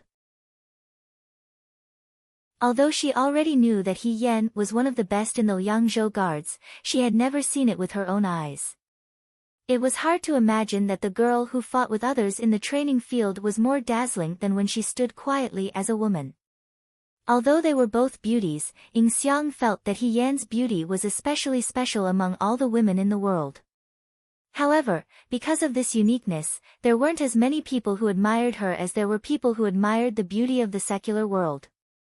Fourth young master, Xiang said, Princess Meng Ji has started to evacuate the citizens in the city today. Do you want to go with her? Teacher sent me to Jiang to keep an eye on Xiao Huijin. Since Xiao Huijin is here, how can I evacuate by myself? Chu Xiao's gaze fell on He Yan, who seemed to be talking to Xiao Ju in the distance. He smiled faintly. If military governor Xiao stays in Jiang, he can protect himself even if the Yudo comes. However, young master doesn't know martial arts. It will be dangerous for you to stay in the city. Xiang wanted to persuade him again. The more dangerous it is, the more it proves my loyalty to teacher. Chu Xiao smiled carelessly. Xiang, don't you understand? Teacher gave me two options when he assigned this task to me. One option is to die here. The other option is to live and complete the task and return to the capital. If I don't complete the task and return alive, I will still die. Do you understand? Xiang was silent for a moment, then said, I understand. You don't need to worry. Chu Xiao looked into the distance with his hands behind his back. Besides, I have a good friend who knows martial arts. Since she is so righteous and naive, I think, she will protect my safety. Xiang followed his gaze and looked at He Yan in the distance. She thought for a moment, then reminded him, Young master, Miss He is military governor Zhao's subordinate. You also said that she is a subordinate. Chu Xiao smiled and said, there is no such thing as an unchanging relationship in the world. A loyal partner can become a terrifying enemy in the next moment. He had seen this kind of thing many times. People were fickle. In the prince's mansion, Mu Xiaolu jumped down the stone stairs with a box in her arms. She shouted, Grandmother. Mu Hongjin was sitting in the hall. When she heard her, she looked at her tiredly. What is it, Xiaolu? Aunt Tong told me to only take the important things, but I like everything. Mu Xiaolu said, Aunt Tong said that the carriage can't be put down. Grandmother, can you keep these for me first? When I return to Jiang, I will ask you for them. Mu Hongjin smiled and opened the box. There were some small toys in the box. There was a cricket made of wood, a spinning top, a small dog made of paper, and a whistle that would sing when blown. Most of them were things that Cui Yuezhi bought from the streets to please Mu Xiaolu. Some of them were things that Mu Xiaolu snatched from her peers who visited the mansion. These were also her treasures. Mu Hongjin closed the lid of the wooden box and handed it to the maid beside her. Okay, grandmother will keep them for me. When you return to Jiang, you can ask me for them. Mu Xiaolu nodded. Grandmother, you must take good care of them. Mu Hongjin laughed and tapped her forehead. I know, miser. Grandmother. Mu Xiaolu jumped onto the soft couch and hugged her waist. Why do I have to leave Jiang? I don't want to leave grandmother. Can I not attend Uncle Wang's birthday banquet? Nonsense. Mu Hongjin said, how can you not go? You're the future princess. Only you can represent Jiang. I don't want to go. The little girl acted shamelessly. How would I know what Uncle Wang looks like? How would I know if he is easy to get along with? What if he is very fierce? You won't. They will all treat you very well. Mu Hongjin patted her head. Her tone was gentle but a little strict. Xiaolu, you are not a child anymore. Grandmother can't accompany you forever. One day, you will have to take charge of many things by yourself. Grandmother can only be at ease when I see you grow up. I have to grow up slowly. Mu Xiaolu was puzzled. I am not a bamboo shoot at the mountain pass that will break through the soil overnight. Mu Hongjin was amused by her words. After laughing, her eyes were dyed with a layer of worry. There was no time. Yuto was hiding in the dark and had already made a move in the past few days. She had to send Mu Xiaolu out. Mu Xiaolu was the last hope of Jiang City. She had also prepared for the worst. It was a pity that she could not watch the little girl grow up and become her indestructible protection before she became an adult. But why were there so many regrets in the world?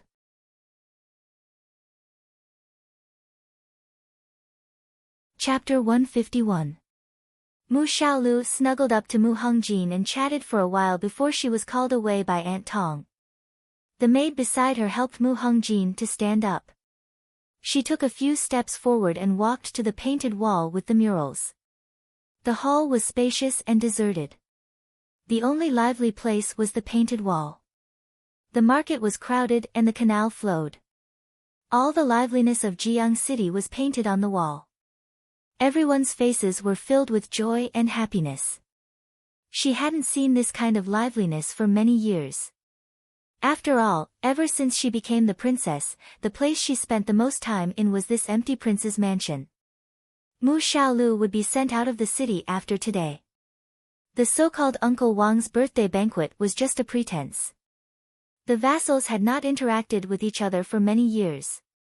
To avoid arousing His Majesty's suspicion, everyone settled down and the world was peaceful. Now that Yudo was hiding in the dark, a storm was brewing in Jiang. As the princess, she couldn't escape. She had to stay in the city and live and die with the people who couldn't escape.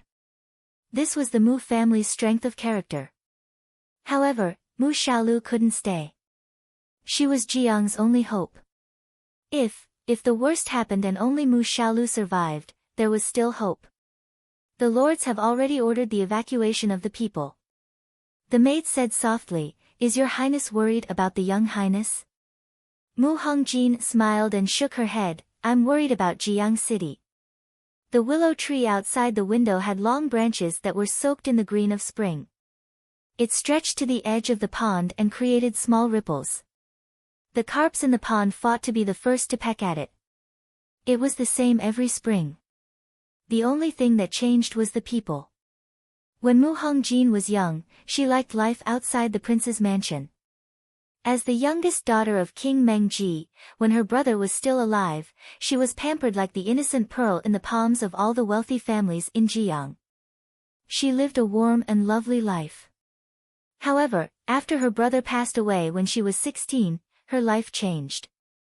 King Mengji started to make her learn many things and set many rules. At that time, Mu Hongjin truly understood how hard her brother's life was. However, it was hard work. King Mengji didn't have any other children. As the person who would bear the responsibility of the entire prince's mansion in the future, it was understandable that he suffered. However, Mu Hongjin found it hard to accept that even her marriage was controlled by someone else. Now that he thought about it, she was used to being spoiled at that time. She was young and impetuous, so she actually dared to leave. She did not realize at all that if she left her father alone in the prince's mansion, how would she deal with the ministers of the imperial court who would break off their engagement? If it was the current Mu Hongjin, she would not have such courage. The more he took on, the less freedom he would have as his self. The courage to risk everything would only come once in a lifetime. After that age, after that time, it would never come again. Together with his younger self, they disappeared into the long river of time. Mu Hongjin really liked Lu Buwang at first. The young man in white had a cold and cheerless temperament. He was upright and self-restrained, but sometimes he was naive and unsophisticated. He clearly had amazing skills and outstanding skills, but he could seriously find a sheep for a farmer and not complain at all. But Mu Hongjin thought that these so-called advantages, such as kindness and innocence, were all additional. She liked Lu Buwang. At the beginning, when Lu Buwang stood in front of her with a sword under the peach blossom tree and drove away those bad guys for her, it had started. The hero saved the beauty. In the legendary stories, many happy marriages had been created. She was determined to follow Lu Buwang. She acted shamelessly, cried, coaxed, and lied to him. She used all kinds of tricks on him. Unfortunately, Lu Buwang had always been cold and polite to her, and she didn't see any favor from him.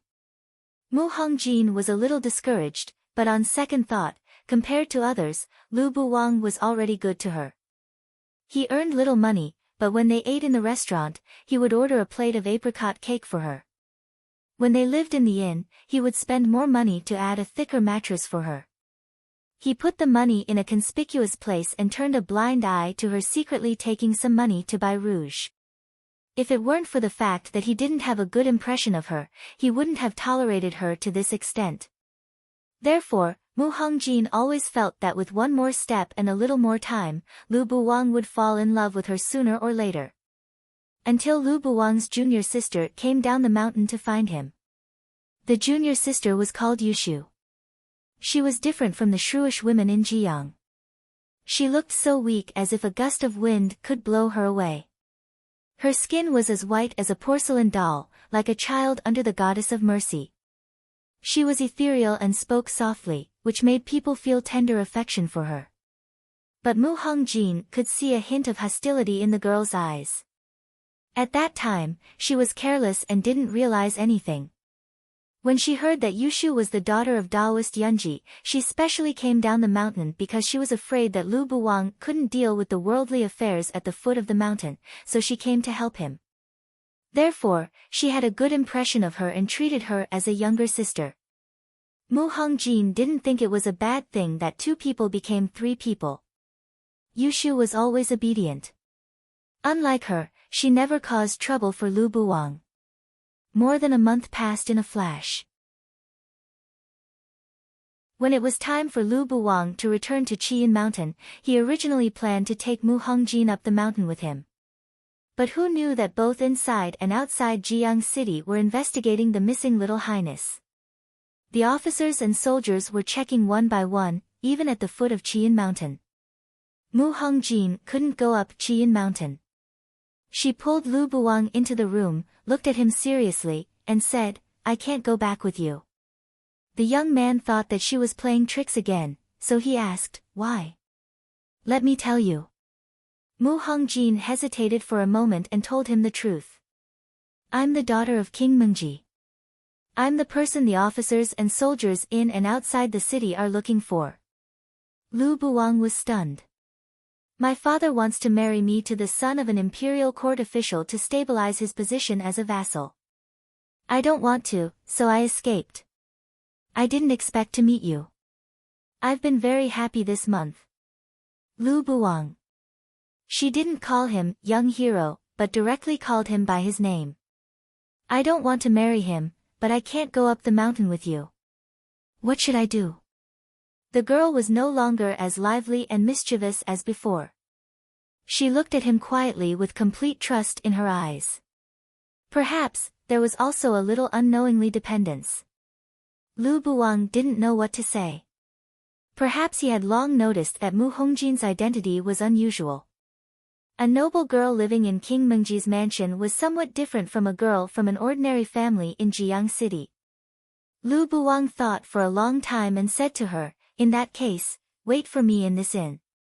After I go up the mountain and tell my master about this, I'll go down the mountain to pick you up in 2 days and find a way to solve this matter." Mu Hongjin was a little reluctant. "Are you leaving now?" "I'll come back," the young man said uncomfortably. On the day he left, Mu Hongjin saw him off in the open space behind the inn. There was some uneasiness in her eyes, as if she had foreseen something. She couldn't help but grab Lu Buwang's sleeve and say to him, "Lu Buwang, remember what you said. You must come back. Don't worry." For the first and last time, he patted her head to comfort her. Lu Buwang and Yushu left, and Mu Hongjin waited for him in the inn obediently. She believed that Lu Buwang would definitely come back. Although Lu Buwang didn't like her yet, he was a man of his word. 2 days later, Lu Buwang didn't come back. Mu Hongjin was still waiting in the inn. She thought that maybe Lu Buwang was delayed by something on the way. It had rained for several days, and the mountain road was not easy to walk on. Maybe he couldn't go down the mountain immediately. Or maybe Taoist Yunji had something to tell him, and he couldn't come over until he finished it. Another 5 days passed, but Lu Buwang still didn't appear. Mu Hongjin began to feel a little anxious. The world was not peaceful. Could it be that he was robbed by bandits passing by? Although his swordsmanship was powerful, his heart was pure and kind. Even she could deceive him. How could he really fight against those insidious and dirty villains? On the 10th day, someone finally came to the inn. However, it wasn't Lu Buwang, but the soldiers. The head of the soldiers stood in front of her and said in a respectful and cold tone, "Your Highness, it's time to go home." Mu Hongjin was taken back to King Mengji's mansion. She was locked in the room. She banged on the window and shouted, "Let me out." No one answered. She began a hunger strike. Her father, King Mengji, ordered people to open the door. Mu Hongjin rushed to King Mengji and cried, "Father, how could you let them lock me up?" Hongjin, King Mengji shook his head and said with a smile. He put the dishes on the maid's tray in front of her. "These are your favorite snacks." "I don't want to eat." Mu Hongjin turned her head away. "I want to leave the mansion." King Mengji didn't get angry. After a moment of silence, he asked, "Are you waiting for that young man surnamed Lu?" Mu Hongjin suddenly raised her head, and her eyes couldn't hide her surprise. "How do you know?" "He won't come back." "No, he will come back." Mu Hongjin couldn't help but say, "He promised me, and he won't break his promise." "Really?" King Mengji said lightly, "How do you think I found your whereabouts?" Mu Hongjin was stunned. The cruel words from her father's mouth instantly shattered the beautiful dream she had been deceiving herself. "It was he who told me where you were. He sent you back with his own hands." Why did Lu Buwang send her back to the mansion? Mu Hongjin didn't understand this question until later. She didn't want to believe King Mengji's words, but Lu Buwang seemed to have really disappeared from her life and never appeared again. Mu Hongjin gradually believed it later on. If such a person really wanted to inquire about a person, how could he not find a way? She had persisted for more than half a year, and she really couldn't hold on anymore. Half a year later, Mu Hongjin got married to the son of an important official in the court.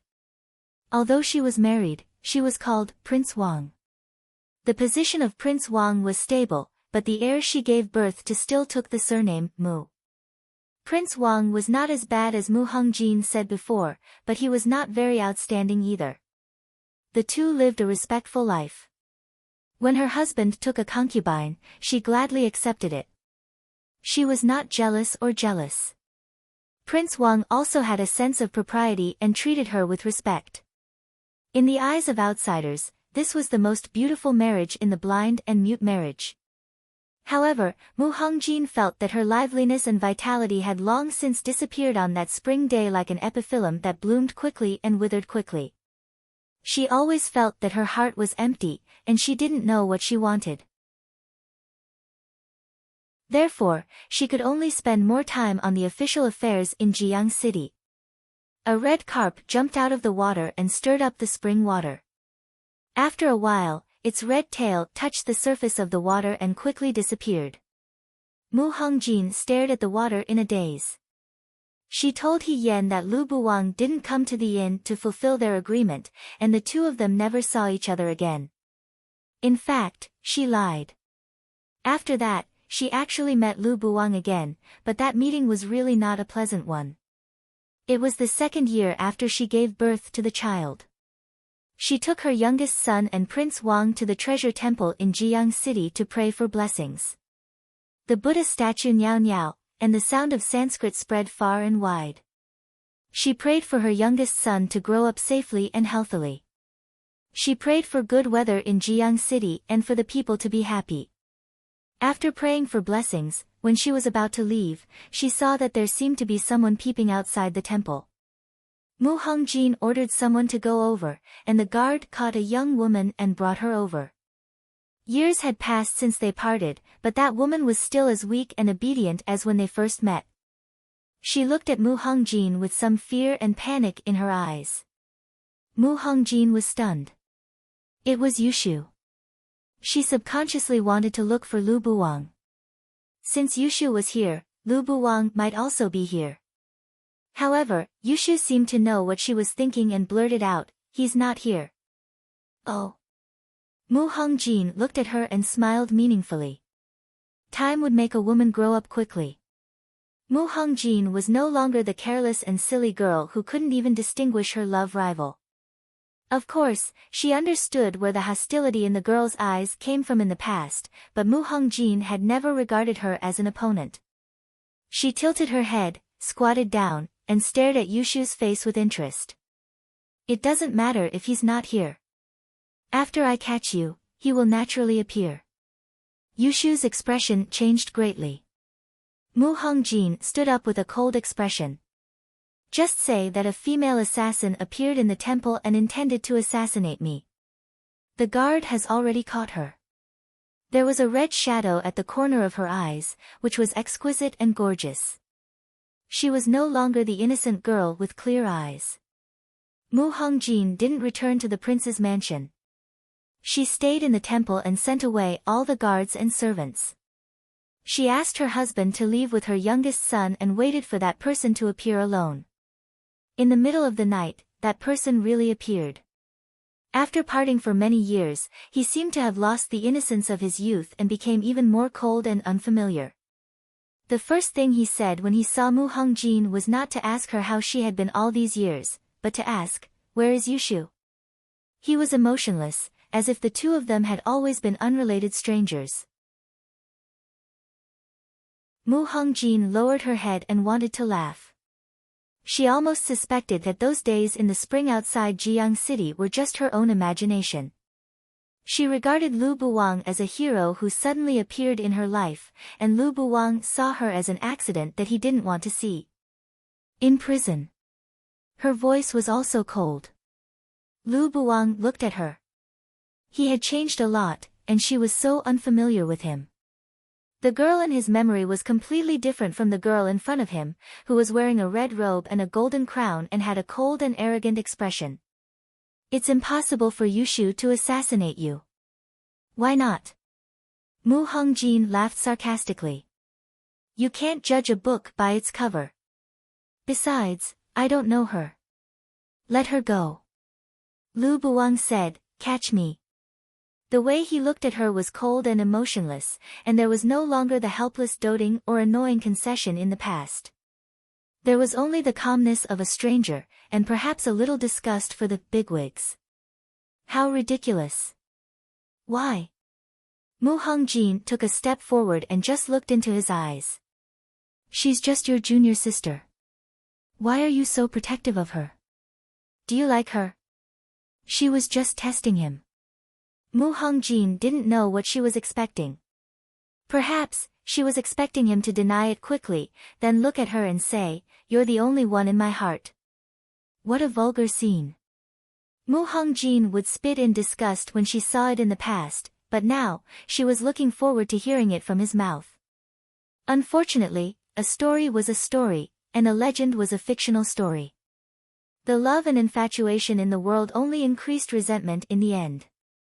How many lovers turned against each other and how many couples disappeared? Lu Buwang said, "Yes." She said, "What did you say?" "I like her." The young man's voice was calm and direct. For a moment, Mu Hongjin felt that her fingers were trembling. Once upon a time, she also wanted to hear this sentence from Lu Buwang's mouth. For this sentence, she had used all kinds of tricks. Lu Buwang's mouth was very tight. She repeatedly got angry and felt that this person's mouth was made of sure too, and she couldn't pry it open no matter what. Now, he said it so easily. It turned out that it wasn't that she couldn't pry it open, but that the person talking to him wasn't her. She felt more and more ridiculous, and all the things that happened back then flashed through her mind one by one. When she was a carefree girl, she didn't see Yushu's feelings for Lu Buwang. When she was the princess of Mengji, she saw it, but she didn't take Yushu seriously. It turned out that they were in love with each other, and she was the one who was overestimating herself. What was the use of being the princess of Mengji? In love, she lost completely and didn't even have a chance to compete with him. And she had been thinking about him for so many years. Back then, were you the one who told my father about what happened at the inn? She asked. Lu Buwang said, yes. When you left back then, did you never think of coming back? Yes. Mu Hongjin took a deep breath, as if she wanted to see it more clearly and feel the pain more thoroughly. She wanted to uproot something in the bottom of her heart and never look at it again. She asked, Lu Buwang, have you never had feelings for me? Lu Buwang's beautiful eyes stared at her, and his expression was as indifferent as a passerby's. He only said one word, yes. I see. She murmured, and her eyes were a little hot, but she still raised the corners of her mouth and said, since you only love your junior sister, then you are willing to do anything for your junior sister? Lu Buwang looked at her. What do you want to do? Mu Hongjin's fingers stroked his shoulder little by little, and her tone was ambiguous and frivolous. If you become my lover, I will let her go. Lu Buwang was very calm from the beginning to the end, and his expression didn't change. Only at this moment, as if he had been stung by something, he quickly took a step back and avoided Mu Hongjin's touch. Mu Hongjin's body stiffened, and the corners of her mouth curled up mockingly. Her tone was deliberately contemptuous. What, you don't want to? It's not everyone's good fortune to be the princess's lover. Lu Buwang stared at her. His white clothes were spotless, and the sword at his waist was shining. He was as noble as the first time they met. It was impossible for such an elegant person to accept such humiliation. She just wanted to humiliate him. Why did she take it to heart for so many years, but he could pretend that it didn't happen at all? What Lu Buwang couldn't do for her, he definitely couldn't do for Yushu. Otherwise, what would she, Mu Hongjin, become? A touchstone to prove their true love. Then, she saw Lu Buwang slowly kneel down in the dim temple hall and answer calmly, okay. Mu Hongjin's heart suddenly ached, and she almost couldn't breathe. What else did he want to prove? Enough, this was enough. She had asked clearly. Those doubts that had troubled her for many years and the results that she couldn't get, no matter whether they were good or bad, happy or sad, had all been answered. The women of Jiang dared to love and hate, and they were able to let go. The princess also had her own pride. She had the entire Jiang city, so why would she risk her life for a man? It was just an ill-fated relationship. She raised her chin and said coldly, but I'm not willing. How can a person like you stand by my side? Every word she said was like a knife cutting her heart. Even Mu Hongjin herself was surprised. It had only been a month, but why did she have such deep feelings for Lu Buwang? When she personally cut off this ill-fated relationship, she actually felt so reluctant to part with him. Take your sweetheart and get out of Jiang City, she said. Thank you, Your Highness. His voice was as calm as ever, and Mu Hongjin's tears fell in the darkness. You and I will go our separate ways. Lu Buwang, from now on, you and your little junior sister can never enter Jiang City. Otherwise, I will kill you every time I see you. The corners of the red robe drew a bright and brilliant ray of light in the dark night.